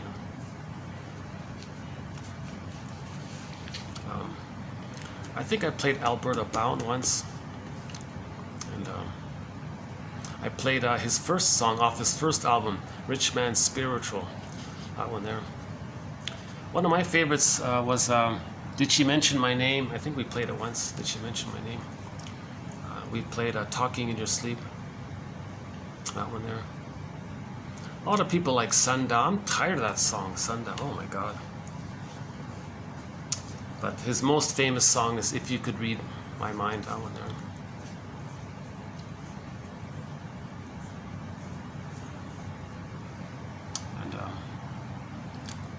I think his two most famous songs are story songs, right? The Wreck of the Edmund Fitzgerald, the story about 29, the sinking of the boat one, and the building of the railway, which made Canada. So Canada became Canada because a railway, right? 21,000 men from China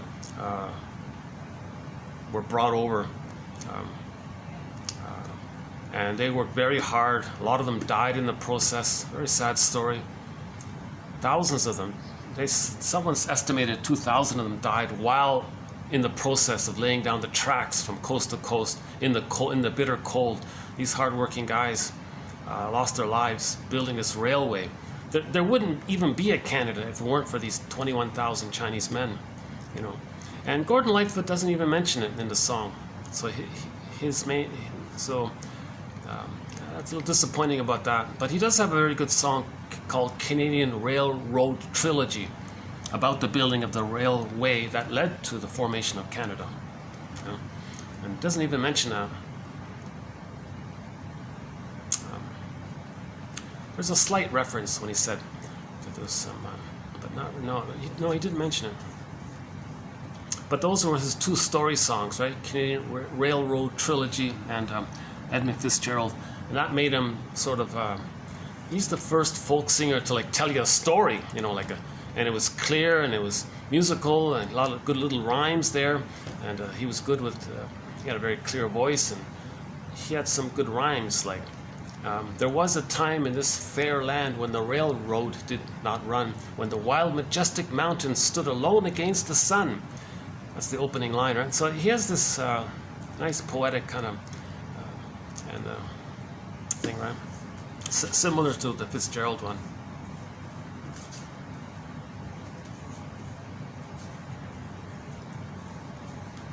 That's funny.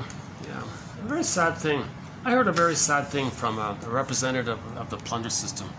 We don't talk about the plunder system specifically per se. This is about psychoanalysis. But in our thread on prejudice, geez, I'm very distracted. Sometimes I get distracted easily when I hear these. They're still yapping. Oh, they're going to move soon. Oh, they're just moving. Oh, good.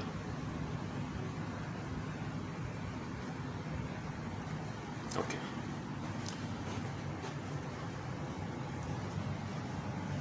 Depends on my mood. I can put up with it. Yeah, we don't. Yeah, we psychoanalysis of prejudice. We have a sub-thread on the psychoanalysis. The sociological factors that contribute to prejudice, and on that sub-thread, we include education, religion, and the plunder system.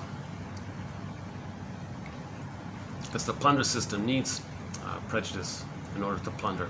If people weren't prejudiced, if people were normal and healthy and adult-like, there wouldn't be this kind of cruel treatment. Right? So poverty was created, 20,000 men were shipped over, and then they were treated so poorly. Some of them, somebody said, you know, their bodies are all across Canada, you know. And then no one even really said thank you or something. Insult to injury. They say, well, some spokesperson for the plunder system said, well, we paid them like $1 a day or so, whatever it was, or 50 cents, I don't know, whatever it was back in that time. Just a really pitiful salary, because they were already first put into poverty. So part of the plunder system is first you create poverty, then you get all this so-called people desperate to work to stay afloat. So you create the conditions to have.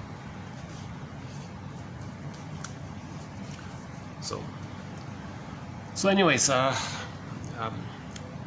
thanks to these 21,000 men, or whatever the number is, this railroad from coast to coast, and that allowed the formation of Canada. Otherwise, without it, I think they said the west coast would have been absorbed into the U.S. side, and then it would have been fractured up.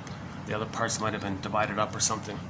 So if it weren't for those men that built it, because they were the only ones that knew had the ingenuity and the hard work and the resilience and sort of the spirit to build things, and these were railroad engineers, and they knew how to build tracks through the mountains, so they had to blow up the mountain a little bit.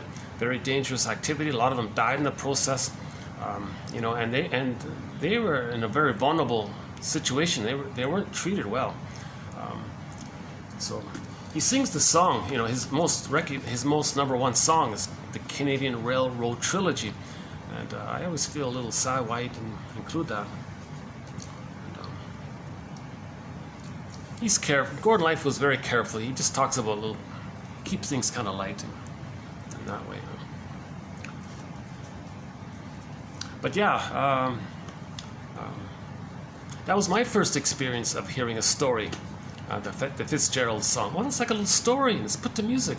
Oh, and I can follow the whole story in one song. Oh, wow, that's pretty cool.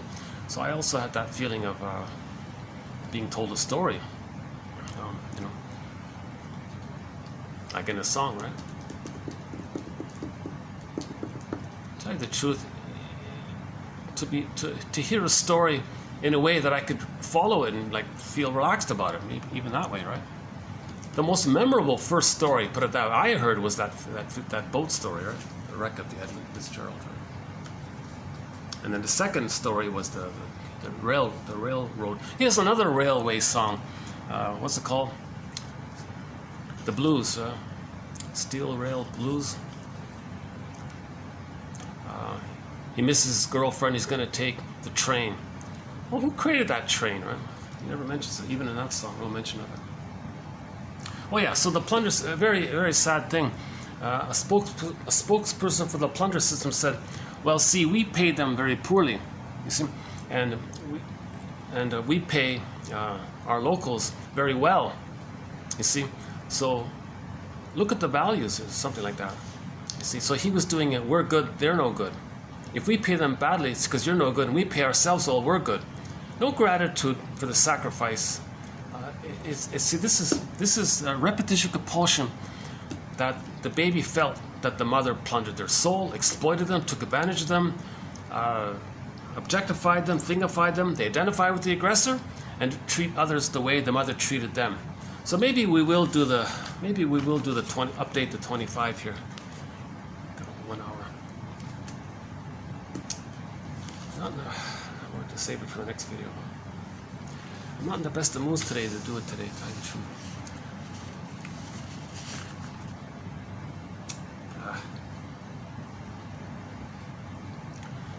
Let's play the song. Let's see how I feel afterwards. So here's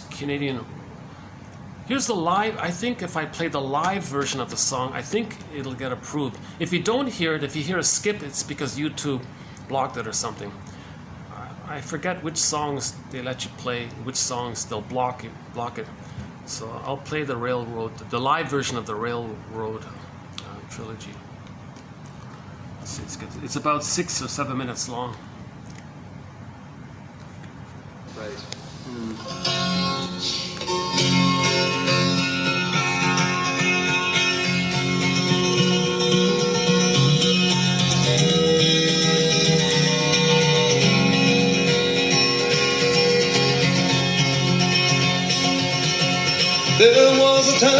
Carolina, the railroad did not run. And the wild, majestic mountains stood alone against the sun. Long before the white man and long before the wheel. When the green dark forest was too silent to be real.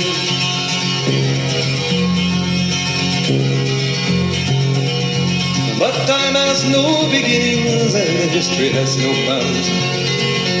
As to this verdant country they came from all around. They sailed upon her waterways and they walked the forest tall. Built the mines, the mills, and the factories for the good of our soul.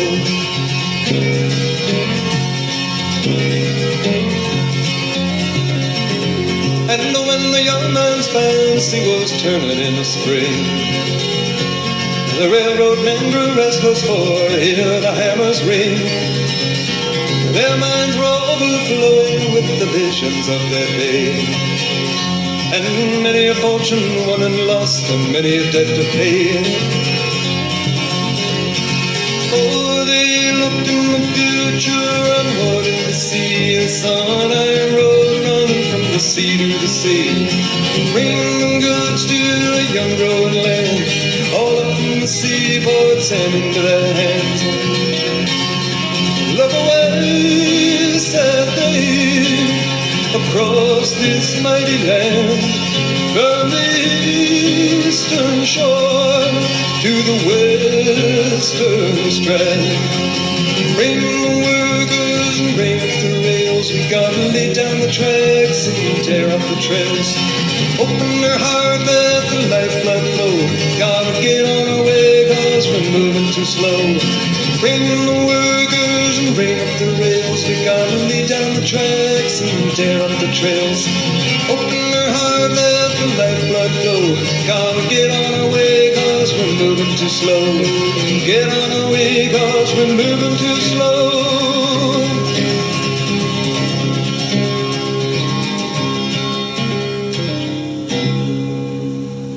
Behind the blue Rockies, the sun is declining. The stars, they come stealing at the close of the day. Across the wide prairie, our loved ones lie sleeping. Beyond the dark oceans, in a place far away. We are navvies who work upon the railway, swinging our hammers in the bright blazing sun, living on stew and drinking bad whiskey, and on our backs till the long days are done. We are navvies who work upon the railway, swinging our hammers in the bright blazing sun, laying down track and building the bridges, bending our backs till the railroad is done.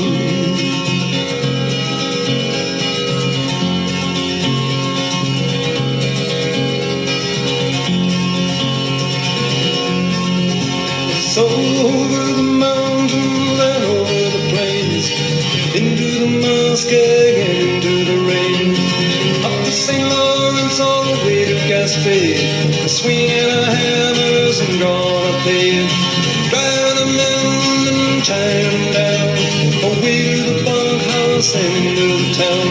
$1 a day and a place for my head, a drink to the living, a toast to the dead. Oh, the song of the future has been sung. Oh, the battles have been won. On the mountain tops we stand. Oh, the world at our command. We have opened our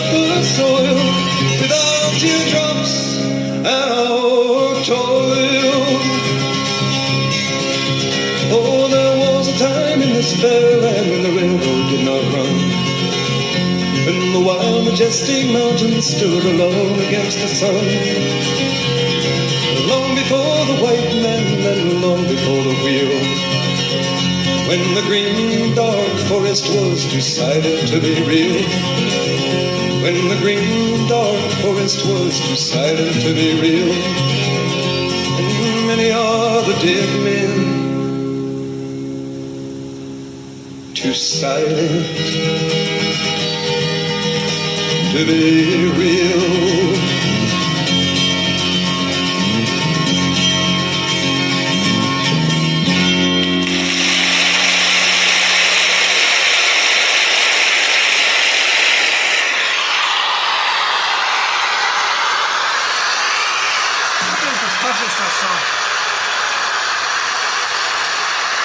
I think to preface that song, imagine when you're hearing that song, imagine when he's talking about the hard-working guys slamming the hammers and laying down the tracks and tearing up the trails and building the bridges. Imagine this is 21,000 men from China doing this.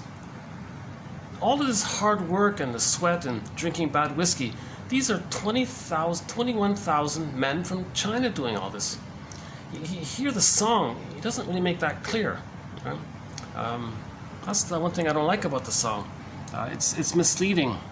It misleads you into a certain pride that the locals did all this. Not a chance. Right? 21,000. The numbers vary between 17,000 and 21,000 men from China built that railway.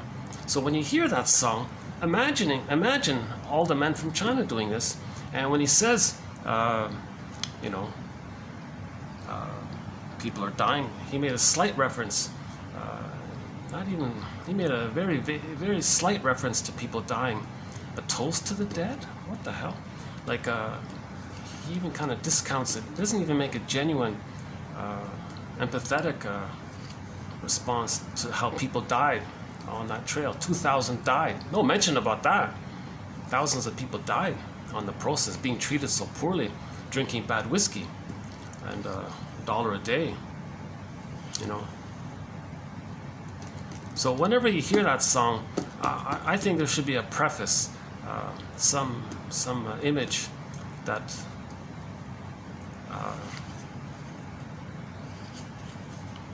he makes it sound like he doesn't even.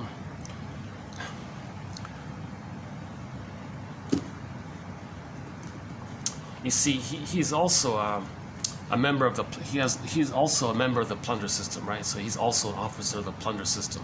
So he endorses the idea, we're okay, you're not okay. So who cares? So, because that's a repetition compulsion. The baby thought the mother was a sociopath. Babies, the theory is babies think that if the mothers exploit them, and the mother and the baby cries and the mother doesn't care, baby thinks the mother's a sociopath. They don't care. So repetition compulsion. They treat others in the way they were treated. If the mother exploited them and didn't care, they exploit others and not care. And I think that song sort of is a reference to that. By not telling the truth of the story, by painting a misleading idea around the story, right?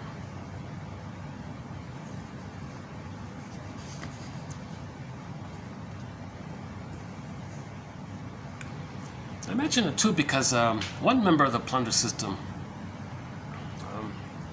I won't mention which one, but I'm not really going on a soapbox about this, but it was a very good example of prejudice. In the plunder system, poverty is created to replay how the mother gave them emotional poverty. If the mother gives the baby emotional poverty, they identify with the aggressor, create poverty outwardly, and then $1 a day or whatever. So they got $1 a day, right? And then you say fine. Now, what if they rebel and they say, right, and they want a normal, like $10 or whatever, a normal? Then you say how bad they are because they didn't comply to the $1, the poverty condition. They wanted to be themselves. That's a replay that the baby tried to be himself. Mother, I want to be myself. Mother, I want your love. I want to feel safe to separate from you and know myself. I want to be myself. So if there's some place where people want to be treated with respect and normal, and that's the projector feels disloyal to the mother because they want to replay what the mother did to them, then they feel loyal to the mother. So in the prejudice, hocus pocus double focus, they'll say that the true sentiment that it's cruel to treat people on $1 a day, and then but you stay quiet about it, you like, oh, they're good. Someone says they want more, oh, it's cruel they are working in a poor way, so look how bad they are. You transfer the truth of what you're doing onto others because they don't agree to be exploited. There's a lot of double think in the plunger system. So let me clarify here. I'll run through, I only have 50 minutes. Okay, I'll do a quick version of the 25 ways the repetition compulsion is seen, because I've sort of started it here. So the theory about repetition compulsion is, if the child freezes up due to interaction with the mother, they want to replay it somehow with the fantasy they can undo it. So that's the positive intention of repetition compulsion, to see if they can change the past, undo the past, correct the past. Again, the baby doesn't understand time. He's in this timeless place. He's in this pain now, always now, timeless condition. Okay, the broken record, he's going to replay it in every new situation. So how do people collectively, let's say, at 90% of the stingers, maybe 40% of the babies in North America. Another 45 maybe are the clingers. So they're helpless. And so let's say, so how is this replayed? How do people replay? Okay, number one, pollution. The baby wanted to send out this, so there's two parts. In the uterus, the baby sends his waste elimination to the placenta, metabolizes, the goodness gets sent down. If the cord is removed too early and it's frozen there, that's a trauma. And there's trauma, we repeat. So how does a person repeat that? Okay, dump pollution and want goodness. Hey, stock lady, who pollutes and I want a profit? Because they want to symbolically redo in the present something that represents, approximates, symbolizes, characterizes, shows, demonstrates some kind of metaphorical reenactment of what happened in the nursery. So what happened in the nursery? The cord was removed too early. Now, if you don't want to go with that theory about the cord causing birth trauma, then just transfer it over to the extended womb. If the bottle is there, the baby wants to send out this distressing, unwanted, wasteful, quote-unquote, distress. He wants mother's loving, soothing response. If that's flawed there, and he's frozen there, repetition compulsion. Okay, so send out the distress, the lies, and the waste, and the pollution, and get a profit. Stock lady, who pollutes and give me a profit? So, for example, 10 billion tons of plastic have already been dumped into the ocean, and they want to get a profit. So the fantasy is if they can replay it either directly or through proxies. So proxies are people who do things, feel things for you. Okay, and your fantasy is you're doing it. Okay, so the fantasy is if we do it either directly or vicariously through others, the fantasy is we can change what happened in the nursery. It's ridiculous. This is called a psychotic part of the personality taking over the rest of the personality. So we're meant to dialogue with this puppet master. Burglar says when it's in that state, he calls it the puppet master. So you want to dialogue. Puppet master, what are you doing here? Puppet master says, well, I have no vocabulary. This is pre-verbal. I can only communicate to you by getting you to demonstrate symbolically what actually happened, the failure in the nursery. Okay, so he gets the person to pick up the phone, pollute, and get a profit. So puppet master, well, I'm trying to show you what happened in the nursery. In the nursery, you wanted to send out your waste and get the mother's love. Okay, that's part one about the pollution. Number two, the ecology. There's a certain sort of natural ecology that's supposed to be there between the baby and the mother, the attunement, the music, the flow. It's supposed to be somewhat a natural ecology. The child got deprived of that. That got squelched. Okay, so he's going to identify with the aggressor who caused that outwardly. If there's ecology outwardly, okay, you reenact outwardly to represent what happened in the nursery. So, stock lady, who destroys the ecology? Maybe she says, oh yeah, there's somebody likes to drain lakes and kills all the fish, it wrecks the ecology and messes with all these livelihoods, and we can make a quick profit on some quick buck thing. Oh really? Oh good. So they want to destroy the ecology outwardly to reenact how their needed ecology with the mother got destroyed. Repetition compulsion. We do in the present something symbolic of what happened in the nursery with this grand fantasy, magical fantasy that we're emotionally still in the past, thinking that we can change the past. Mother will change her ways, but no, mother will not change her ways, because the baby believes that the ghost mother will only change her ways if he saves her. You can't go back in the time machine. It doesn't work, right? Number 3. The child had his remember the golden ball? We can call that feeling diversity, the wide range of feelings. That got squelched. Okay, if he freezes up inside, he lost his feeling diversity. Hey, stock lady, who destroys diversity outwardly? Biodiversity. Oh yeah, all these beautiful birds going extinct. Oh, we can make a profit. So they want to replay. So identification with the aggressor. They want to destroy the ecology, biodiversity, biodiversity, and make a profit. Okay, that's a replay that the mother destroyed his feeling diversity, and she got some kind of benefit from that. Okay, number 4 was the whole thing about babies can't care about the mother. The baby is in a solipsism. He's a little god. It's all about him. He hasn't reached a place of empathy or care for others. So if somebody says, hey, why are you investing in destroying the ecology on the planet and biodiversity, and now the woodpecker's extinct? Don't you care? My mother didn't care, right? And she was traumatized in a place when she hadn't reached the place of being able to care. So babies don't really care or have empathy for the mother, right? Maybe it hasn't reached that place yet. That's why a lot of people, narcissism, always, their slogan is, I don't care all the time. They're constantly saying that, right? Number 5, greed. Repetition compulsion. The baby, I got a fly in here. Oh, I'm sorry about that. Maybe I can open the door here. Come on, oops. Why is it open the wrong way? All right. Hopefully it went out.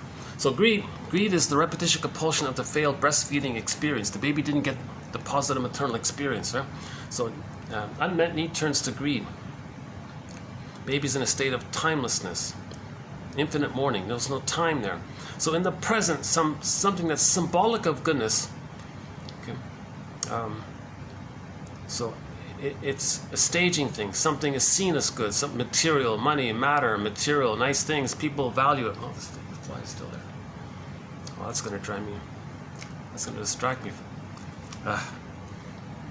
We'll update this. This is a rough version. We're going to update this one. So greed. Baby's unmet need turns to greed.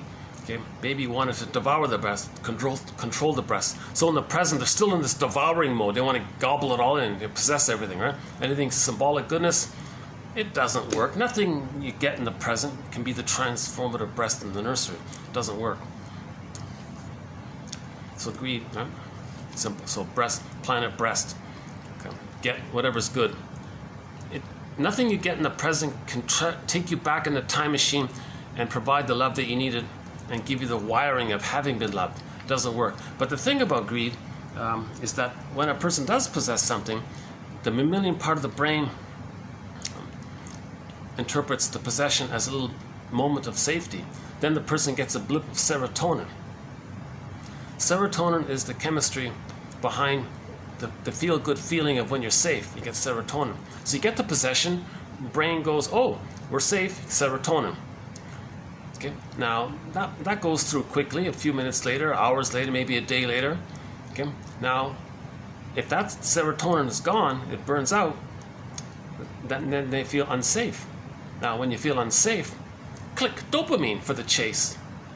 Now, so you lost the serotonin, that means you don't feel safe. So now you enter greed, dopamine. So dopamine for the chase, serotonin from the catch.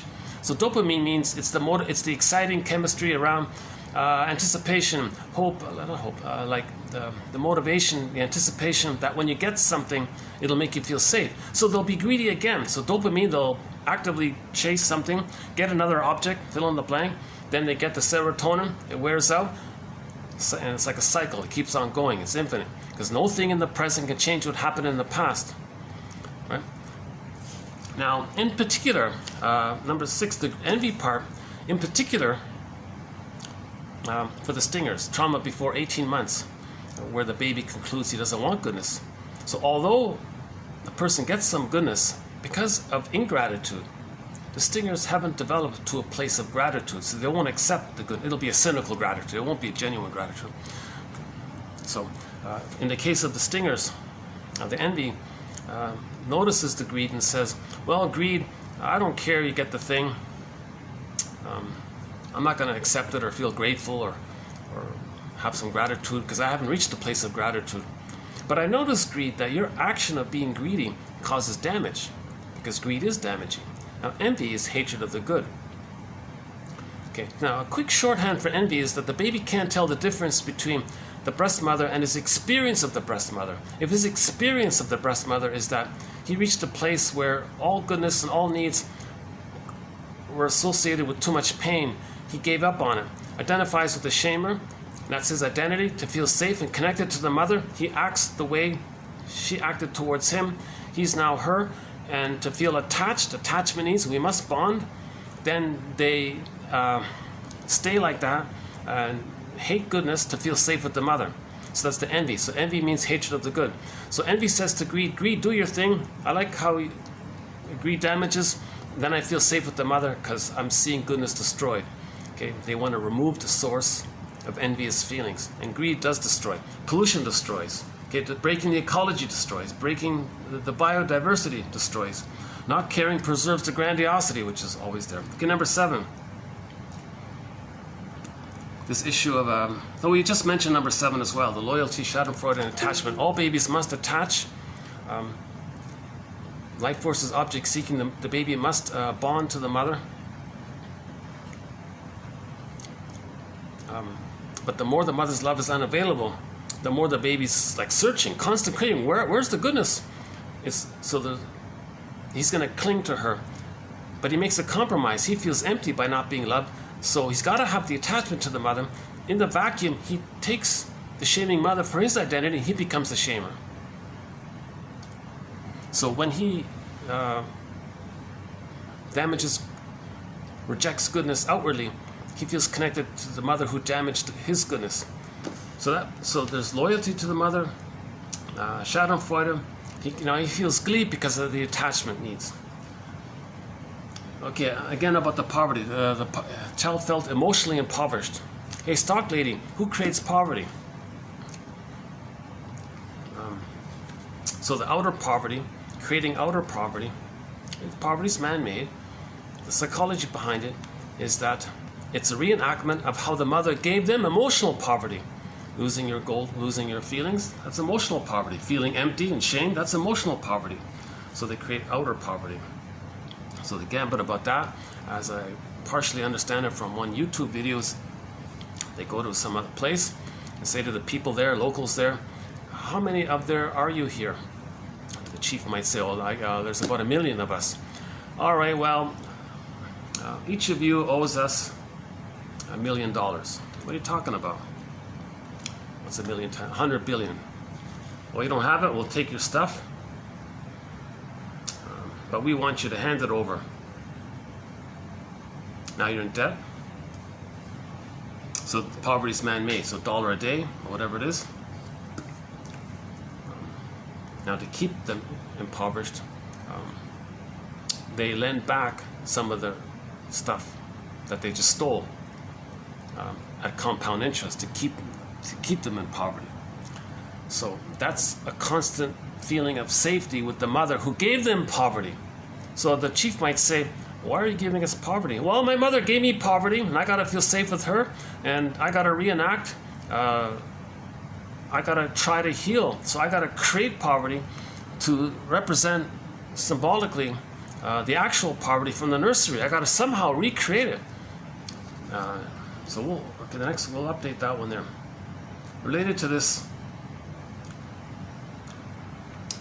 that was number 8. Let's jump to number 19. Now let's just stick with the ordering here. I'm not feeling my best today, to tell you the truth. Okay, number 9, the plundered soul. Similar idea. The baby's soul was plundered, meaning whatever goodness the child could offer the mother, he absorbed her negativity, and she got the warmth and the safety from the baby. So, in effect, The child's soul got plundered. So they pillage outwardly to replay how they felt pillaged by the mother emotionally. Part of this is this whole sanction. So maybe the towel was wrapped too tight around the baby. He felt sanctioned, restricted or something, right? So, hey, stock lady, who creates sanctions?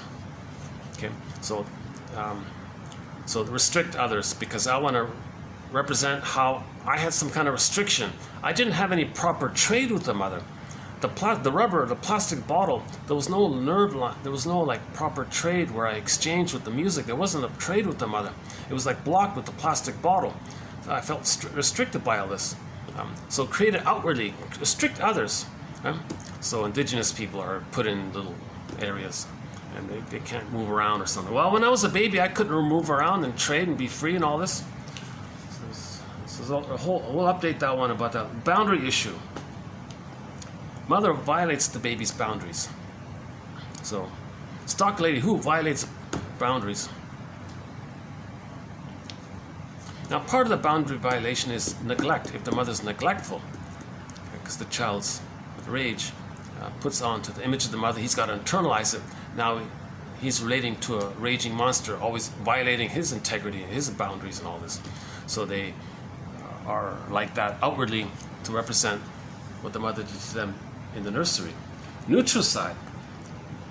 The baby needed some kind of emotional nutrients from the mother. Spiritual, emotional, maternal nutrients. Not just the powdered stuff. So that's a trauma. Hey, stock lady, who destroys the nutrients? The soil and the leaves and water, and take away the nutrients, because I've identified with the aggressor. I've got to replay how my mother took away and deprived me of my emotional nutrients. So I'll deprive others of their nutrients. Okay.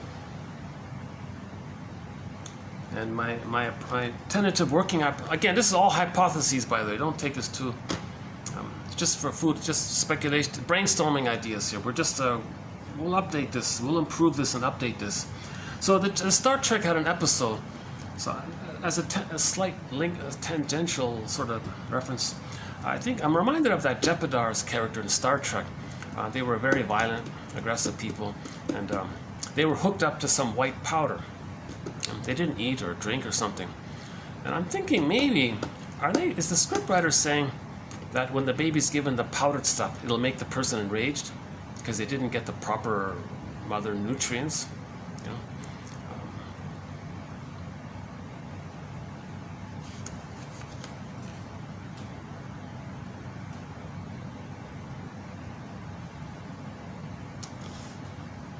I don't know, I feel like there's some connection with the powdered stuff and that character. I'm not sure quite what it is. Okay, next one here. Mother a sociopath. We mentioned this one. 14. So the short selling the planet, right?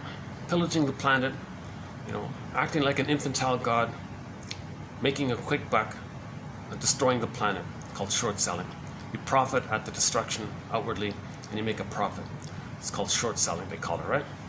So the baby wanted to send his waste and get mother's love. So that's the greed and receiving some kind of profit. That's material. But there's also an area called where the mother mirrors the child. So the child wanted to be seen in a positive light. So you'll see a lot of short sellers called PR people and say, make me look good, because I want my cake and eat it too. I want to send out all the waste, all the lies and the hurting, pollution, poverty and pollution and sanction. I want to do all this, but I want to be seen in a good light, because when I was a baby, my mother didn't see me in a good light. So the PR guy said, well, here's the baby. I'll take a nice photo. People think good of you now. Okay. So he's causing the death of many babies, while other people think, oh, he's a nice person because he likes babies. Okay, number 15 was the evolutionary gratitude. In the last video, I played the Carl Sagan clip. Due to time limitations, I won't play it here. Go to the last video towards the end. I played a 3.5-minute clip by Carl Sagan. It was an attempt to help someone have gratitude, evolutionary gratitude. It took billions of years. The Earth, this little speck of dust, this pale blue dot, not too far from the sun, not too close to the sun, not too cold, not too hot, just the right spot. Billions of years for the microbes in the muck, bacteria, create oxygen, H2O, water, evolution, the tree line, finally all of the different species, finally the monkey line, the hominid line. Took a lot of time. We're just Johnny-come-latelys. And finally, we were Homo bodoensis. For 1 million years, we were all Homo bodoensis. Homo bodoensis, in what is now the northeast of Congo. 150,000 years ago, developed the cortex. It took 1 million years to develop the cortex, and we were Homo naturalis, Homo sapiens. Calm temperament, joyful demeanor, pleasant people. We can all live like nomads, where I know mad at you and you're no mad at me. They weren't mad. They were loved. All babies were loved. Okay, then Homo traumaticus. 10,000 years ago, we became Homo traumicus, or Homo economicus, meaning Homo traumicus. Now you're getting into the greed and the envy, and I'm okay, you're not okay, the splitting through the trauma. So we were traumatized 10,000 years ago. So one professor said, all of the humanities, social sciences, we got to study this thing called trauma. What is this trauma? Not just PTSD from a shock trauma. We're talking about developmental trauma, interpersonal trauma, relational trauma, developmental trauma, attachment trauma. Now, we don't even hear that phrase too much. That's a good one. Attachment trauma, which leads to an insecure attachment style. When there's trauma, we freeze up and replay and reenact. So another way we reenact in the present is called doublethink, and related to the prejudice. Okay, so the babies think they're little gods, right? Mothers shame them. Their soul seen unto others. Others are no good. So they say they're good because the godlike think, well, I'm good. If I'm a god, I'm good. So now their true self is shamed and empty, and they put it onto others, say, you're no good. Okay. So when they shame, they identify with the aggressor. Shame others to replay how the mother shamed them. That's the repetition compulsion part. Hocus pocus, double focus, auto-hypnosis. When they shame others to replay how the mother shamed them, with the fantasy that they can change the past, which is not going to happen. When they shame others to replay how the mother shamed them, they may feel some of the original pain of the mother shaming them. But they want to protect the mother because they are her. So how do you account for how you're now feeling? Hocus pocus, double focus. The victim, you fly out the boogeyman image onto the victim and say they're dangerous. And then you create some excuse, you make up some lie. Well, I'm okay, you're not okay. And then see, they flight out the boogeyman image. Remember the mother, the monster wants to eat you, boogeyman, any kind of frightening image. Put it onto the victim and say, see, yeah, they're threatening, they're dangerous. Okay, and then prejudice. Well, see, I'm okay, you're not okay. So there's a lot of doublethink going on. And yeah, I'm reminded of that the spokesperson for the plunder system. There was a place where they created poverty, and the people had a short lifespan, and they handed over trillions of dollars. Were handed over in the plundering, and they were paid just enough to keep them going, kind of thing. Low quality of life, pollution, misery. Children can't get an education, all this, and then they say, well, of course I'm okay, you're not okay. Mother gave me poverty, you got poverty. And my emotional autonomy was stolen. Well, we steal your emotional autonomy. I feel guilt to my mother, so guilt and debt are the same. So you're always in debt. Well, that's coming up, the guilt, debt one.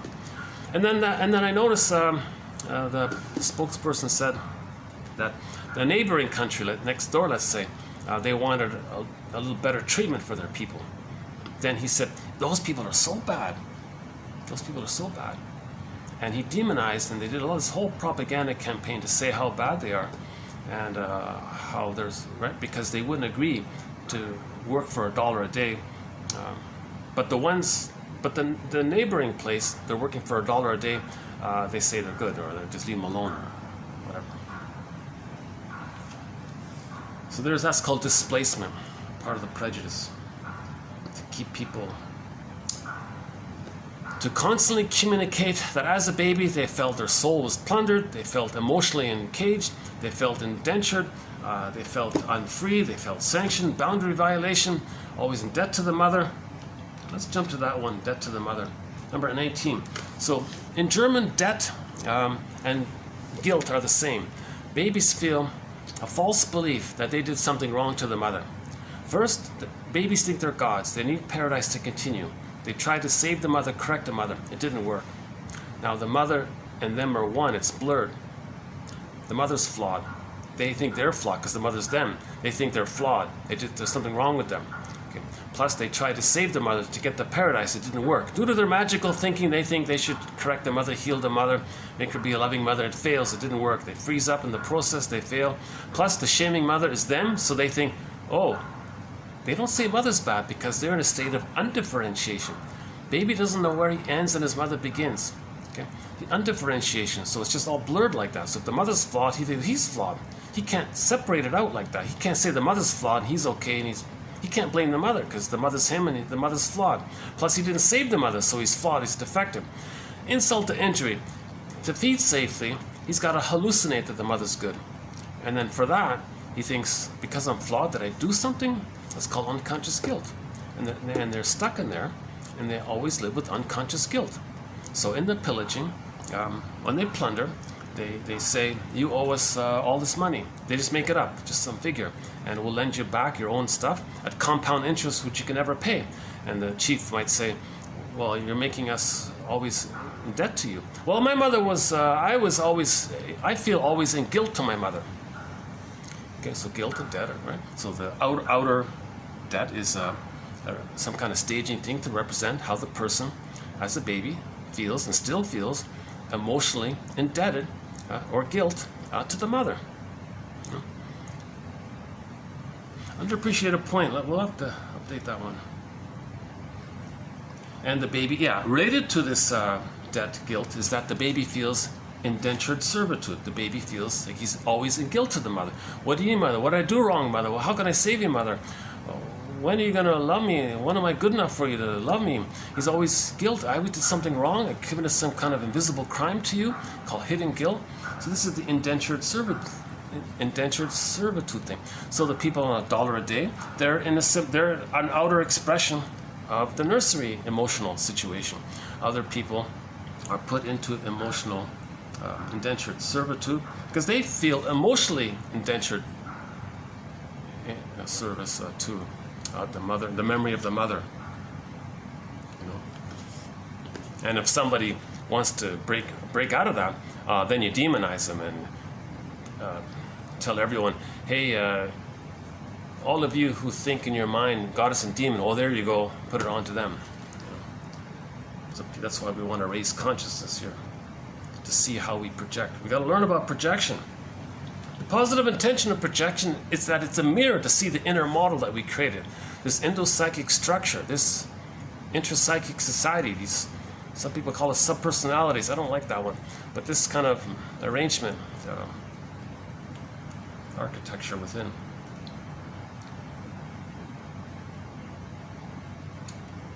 Related to this, I haven't read this book. There's a book out there called How the Fill in the Blank Creates SH Fill in the Blank Whole Countries.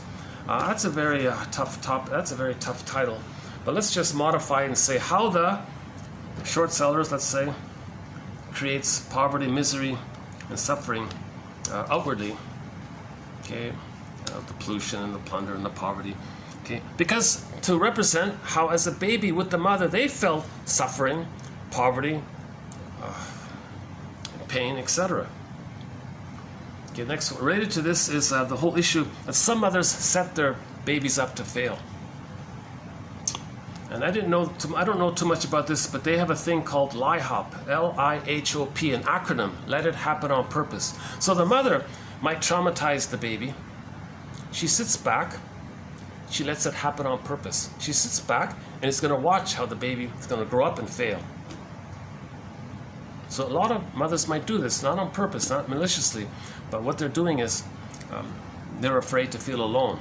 So they want the baby to always be psychologically, the mother wants to know that that person is psychologically married to her all the time. So the mother never feels alone, knowing that there's a son out there, or daughter out there, who's always one with her in their thinking. So, okay, so yeah, so outwardly, hey, short seller lady, who sets people up to fail out there? Who creates conditions and then sits back and watches them fail. And then you can see all these indigenous people saying, you're setting us up to fail here. You put us in reservations, and you're polluting our water. You're dumping pollution and toxic waste all around us. You're encircling us like with this waste, and now we can't trade. And you're making all these like fees on us, and we need fishing license. And you killed our hunting dogs. Now we can't even hunt for ourselves. So you're creating these conditions, and now you're dumping alcohol in our thing, and then now we're all depressed, and the guys, now you got all these suffering conditions there. Well, so they were set up to fail. Create the conditions, and you step back, and then they were set up to fail. So a lot of children are set up to fail by the mother. This can take place when the mother rewards the baby's regression, meaning she only provides love and attention when the baby's down and out. But when rewards regression, rewards dependency in a negative way. But when the baby wants to be autonomous, wants love to know himself, mother punishes, mother withdraws. Easy, mother's the persecutor. Easy for mothers to do this. Reality testing. The earth isn't a placenta. The earth cannot metabolize endlessly. Now, yes, for the baby in the uterus, the placenta can metabolize everything. There's a proper ability, but that's got failed. Repetition compulsion, like a greedy kind of scenario. Dump waste. Earth can metabolize it. No, the plastic breaks down, and the plastic particles in the water spread around all throughout the ocean. Similar, analogous to how smoke disperses in the air. The plastic particles disperse all around in the ocean, and fish are dying and all this, right? That's part of destroying the ecology. Right? Reality testing. The earth cannot be like the placenta. Okay? Likewise with the greed. The earth is bountiful, but when you destroy the nutrients, and destroy the ecology, and destroy the biodiversity, then it can't still produce endless, delicious blueberries or something. Blueberries will become rotten, a problem. Then you create, now they want to create some, again with Star Trek, the food replicators, these 3D printing machines.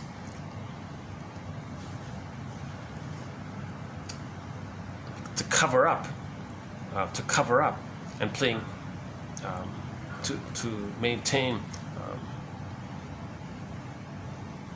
it's a reaction to not healing or forgiving the mother. We're still loyal to the mother.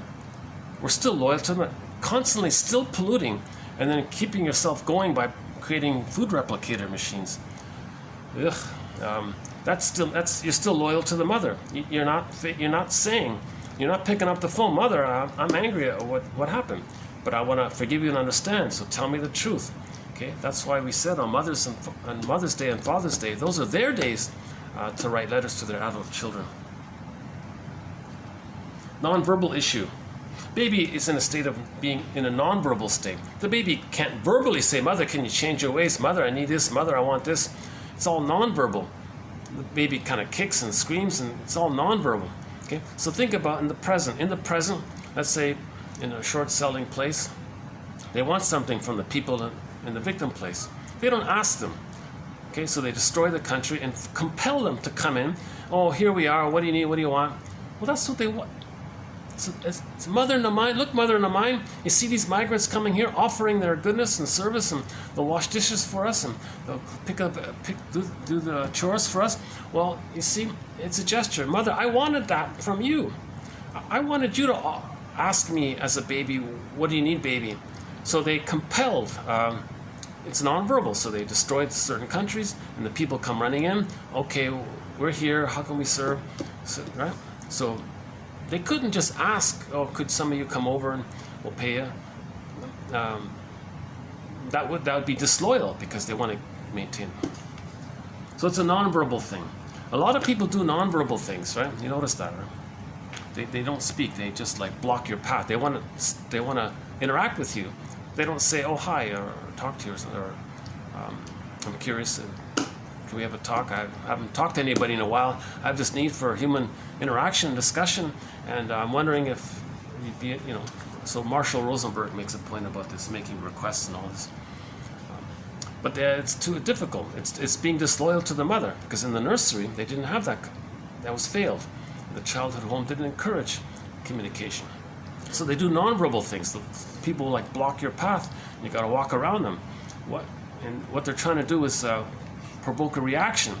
You see, to get connection that way or something. So there's a lot of nonverbal things going on. Related to the pollution one is that a lot of people are suffering. 30,000 die a day. A lot of them are in the air pollution. They're not breathing very well. When I was a baby in the birth canal and the delivery, the cord was wrapped around. I didn't get oxygen. I had a tough delivery. I couldn't breathe clearly. So, hey, stock lady, who pollutes the air and makes people have a hard time breathing? Well, when I was a baby, I didn't breathe properly. So that could be related to that one. So-called controlled opposition. The baby hoped that the father would protect them from the abusive mother. But the father, it was controlled opposition. The father usually says they sides with the mother. Mother knows best. But the baby had the hope that he might be a true opposition to the mother. Father, oppose the mother abusing me. So the baby had a hope, but the truth was the father was controlled opposition. The mother controlled him, because the father's going to go along with what the mother does. So he was sort of controlled by her. He's henpecked by her. Plus, a lot of men are conditioned to say mother knows best. So outwardly, what you see, people pretending to complain about something, but they're controlled by the ones hurting. So we see this. It's a phenomenon called controlled opposition, right? And you notice this very much in the when some child in a family who plunders the planet and causes poverty and all this, there might be one member of that family who has nothing to do. They say that, okay, well, you can go and pretend to complain, but they control that person, and they know what to say and not say too much, and they're afraid, they're terrified, so they present themselves as the controlled opposition. So people might listen to them. Are they the opposition? No, it's controlled opposition. This is a replay that the baby hoped that the father would be true opposition to the abusive mother. Okay, so we'll update that one there. This issue of robbing the autonomy, we talked about, I talked in the last video, the indigenous people had autonomy, an autonomous culture developed over 50,000 years, maybe even 100,000 years, sophisticated, intricate psychology, cosmology, all these tales they have, and these rituals, and they developed an autonomy. They dealt with anxiety through song, dance, and ritual. They weren't cynical or envious. They developed a system, a culture that contained them, kind of thing. So they were sort of autonomous. So the example was after the railway, right? After the railway was built by them. Didn't even mention it, right? No, ingratitude. So why is there no gratitude for the 20,000 men who built the railway? No gratitude, because the baby traumatized hasn't reached a place of gratitude. Trauma before 18 months, gratitude. Before 4 to 5 months, gratitude hasn't entered into the psychological picture. Gratitude can only enter into the psychological picture when the baby's loved. Love leads to gratitude. No love, there's no gratitude. So 20,000 men built the railway, and no one says thanks or anything, because they don't have gratitude. They're psychologically frozen, where they didn't reach the place of being able to say thank you. Babies don't say thank you. You never see a baby say thank you. Okay, I'll update that one. But the autonomy one was, so I guess the story was they heard, there's people up there in the cold, way up there in the north, and they have an autonomous culture. Really, autonomy? They have autonomy? My mother took away my autonomy. I had to stay safe with my mother and loyal with my mother in my mind. I'll rob others of their autonomy. Well, how are they autonomous? They have these beautiful dogs. They go on a sled, and they helps them to travel. They're mobile, and they can bring back the fish or whatever. Well, okay, send some guy. Hey, you guys, I'll pay you. Just kill all those dogs. And they murdered in cold blood 20,000 plus of those beautiful dogs. Indigenous people, we can't be autonomous. We can't be autonomous now. Well, that's the whole idea. I didn't have emotional autonomy. I'm emotionally imprisoned by my mother, in debt to my mother. I can't, so I gotta do to others what my mother did to me, to replay what my mother did to me, because I still have the fantasy that if I reenact it somehow symbolically, maybe I can change the past. Again, this is called a psychotic part of the personality taking over the person. This issue about the whole power thing. So the people, $1 a day, helpless, powerless, and because when they were a baby, they were hopeless and powerless. The baby felt hopeless, no power. So the people in country fill in the blank, they have no power, they're hopeless. They recreated what they experienced in the nursery. In the nursery, the baby, they experienced powerlessness and hopelessness. Give others powerlessness and hopelessness. Okay.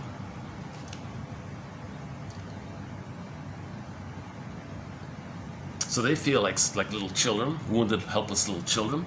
They're the aggressor, and they feel grand and grandiose and powerful by doing all this. And the baby couldn't resist. It's as if the mother said to the baby, resistance is futile, the famous expression. The baby tried to resist. Mother, change your ways. But the baby's resistance is futile, baby. Okay. So now they identify with the aggressor, to the people and fill in the blank, country fill in the blank, and they create poverty and create tough conditions, and resistance is futile. They can't resist that. They have no chance to resist it. See, you can't resist it. Well, when I was a baby, I couldn't resist my mother's power. I couldn't resist her. So they want to recreate outwardly a case scenario where for others resistance is futile, to represent how the baby felt that their resistance was futile. Again, the dependency, issue of dependency. The short sellers feel immense dependency on the mother. So make others feel dependent. And part of that is the whole food thing. In the plunder system, they destroy the food around there. And, well, how are we going to eat? Oh, well, we'll send you some so-called aid, right? And we make ourselves look good. So enter that thing about the diplomat. The diplomat is one who steals your watch and then charges you for the time. So they steal all the food and destroy the food or steal it, so they have no food in that place, right? Now they're very dependent. That's a replay of how the baby was extremely dependent on the mother. They make others extremely dependent on them to replay how they were extremely dependent on the mother. And the baby didn't get his dependency needs met. So others in country fill in the blank, they don't have, it's a replay of that. They resemble how their case scenario in the nursery. Okay, others in country fill in the blank become extremely dependent. Now the mother did give some powdered stuff, so they'll say, okay, well, we'll send you some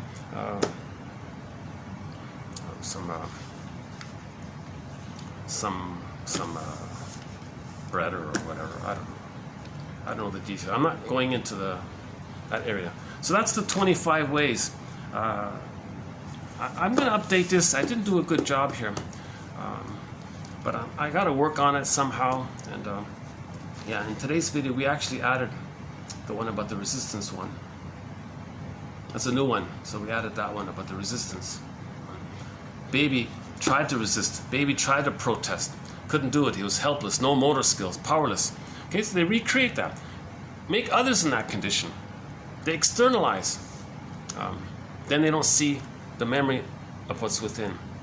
The memories repressed of when they were a baby and where they tried to resist the abusive mother, and that's a memory. It's in the unconscious. Puppet master, okay, in the unconscious, knows that's pain. Fantasy, replay it. Maybe we can change the past. It's ridiculous. Doesn't work. There is time, but the unconscious doesn't understand time.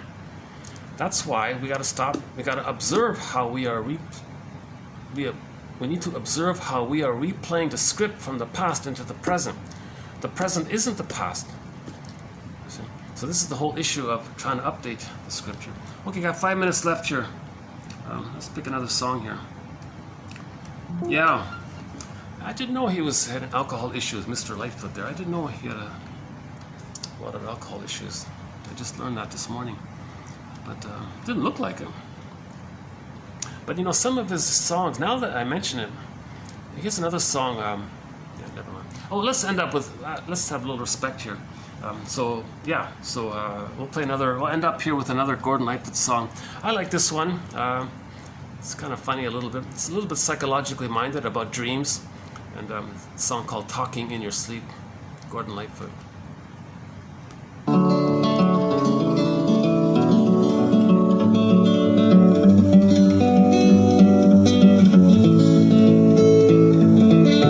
heard you talking in your sleep. Is there anything that I can do? I don't believe we've had a word all day about anything at all. I heard you talking in the night. That's right, yes, I heard you call. Though I could hardly hear the name you spoke. It's a name I don't recall. I heard you softly whisper. I reached out to hold you near me. Then from your lips there came that secret I was not supposed to know.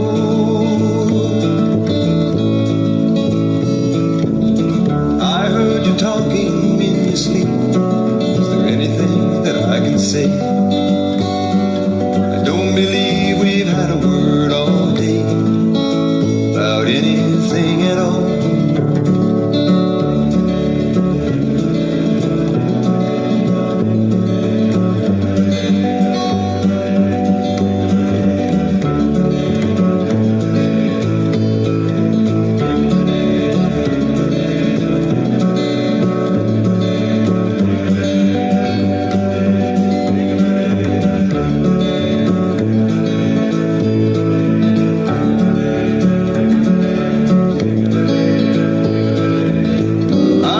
Softly whisper. I reached out to hold you near me. Then from your lips there came that secret I was not supposed to know.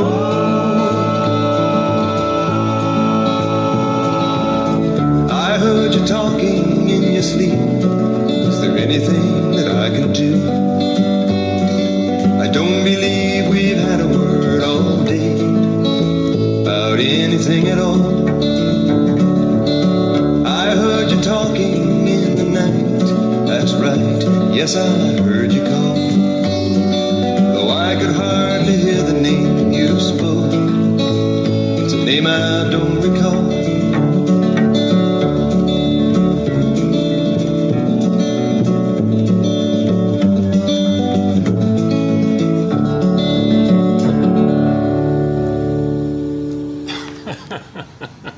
So what should a person do, right? If their wife is beside them, sleeping, but she's talking out loud with another guy? What should the husband do, right? But it doesn't necessarily mean what it might mean directly, because in dreams, we're processing things. She might be grieving something. Maybe she's facing. In dreams, we try to feel what we unfelt, what we couldn't feel. We're trying to process things. So when you get a dream, you wake up. John A. Sanford says, it's like this in your soul today. It's like this in my soul today. Marion Woodman says, regard the dream like a message from the puppet master. Don't you want to read a message from your own puppet master? Your double self, your second self, your secret self, the ghoul character, Poseidon. Don't you want to read? If a god sends you a letter, don't you want to read it? Put it that way. So when you wake up and you got dreams, TTAQ, an acronym, title, give the dream a title. The second T, theme, identify the theme of the dream. A, the main affect, because the main affect, that's the moment you wake up. The feelings came up, it's too much, you woke up. Okay? And then Q, what questions seems to be being asked? Like what question is being asked or appears to be being asked by the puppet master, by the ghoul, by the trickster, by the second self? What question seems to be come up? It's like this in your soul today. Johnny Sanford. TTAQ. Title, theme, affect, dream. So the woman in the song here,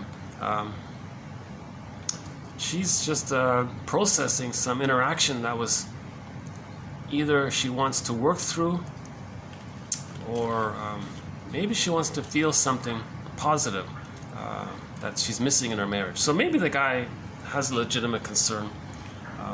Are you not happy in our marriage? Do you feel pain in our marriage? So you got to dream about someone else to compensate, to get your homeostasis kind of thing. It's possible. It could be that way.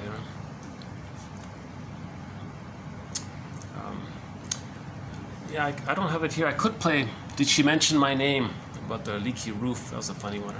Did she mention my name? Just in passing. About missing a girl.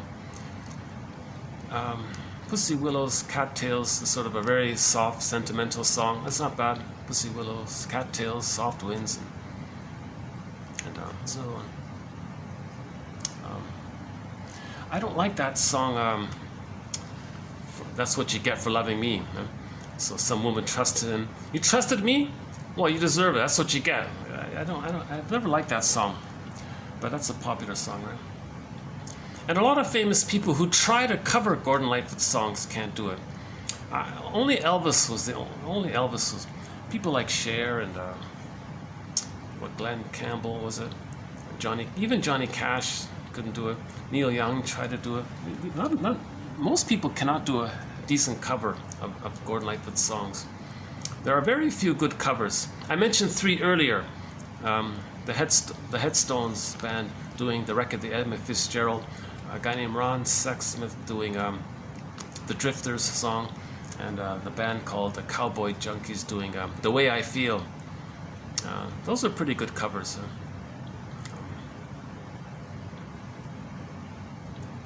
On the first album, there's a good song called Rich Man's Spiritual. That was the very first song on the first album, right?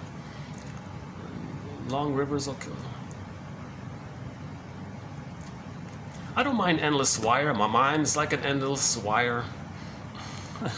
That's like the ruminating and thinking about things. And I'm missing a couple of other songs.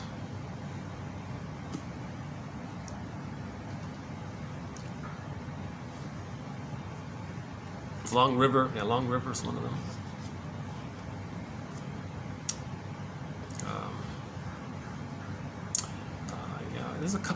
There's a lot of songs that are okay, right? It's funny, you ask 10 different people, what are your top 5 favorite Lightfoot songs? And they might all be different. Each of the 10 people might have a different little collection. Like my top 5 might be Did She Mention My Name? What is it? Talking in Your Sleep Again. Railroad Trilogy. Maybe 3 there. Rich Man's Spiritual, maybe. And others might not mention those songs at all, right?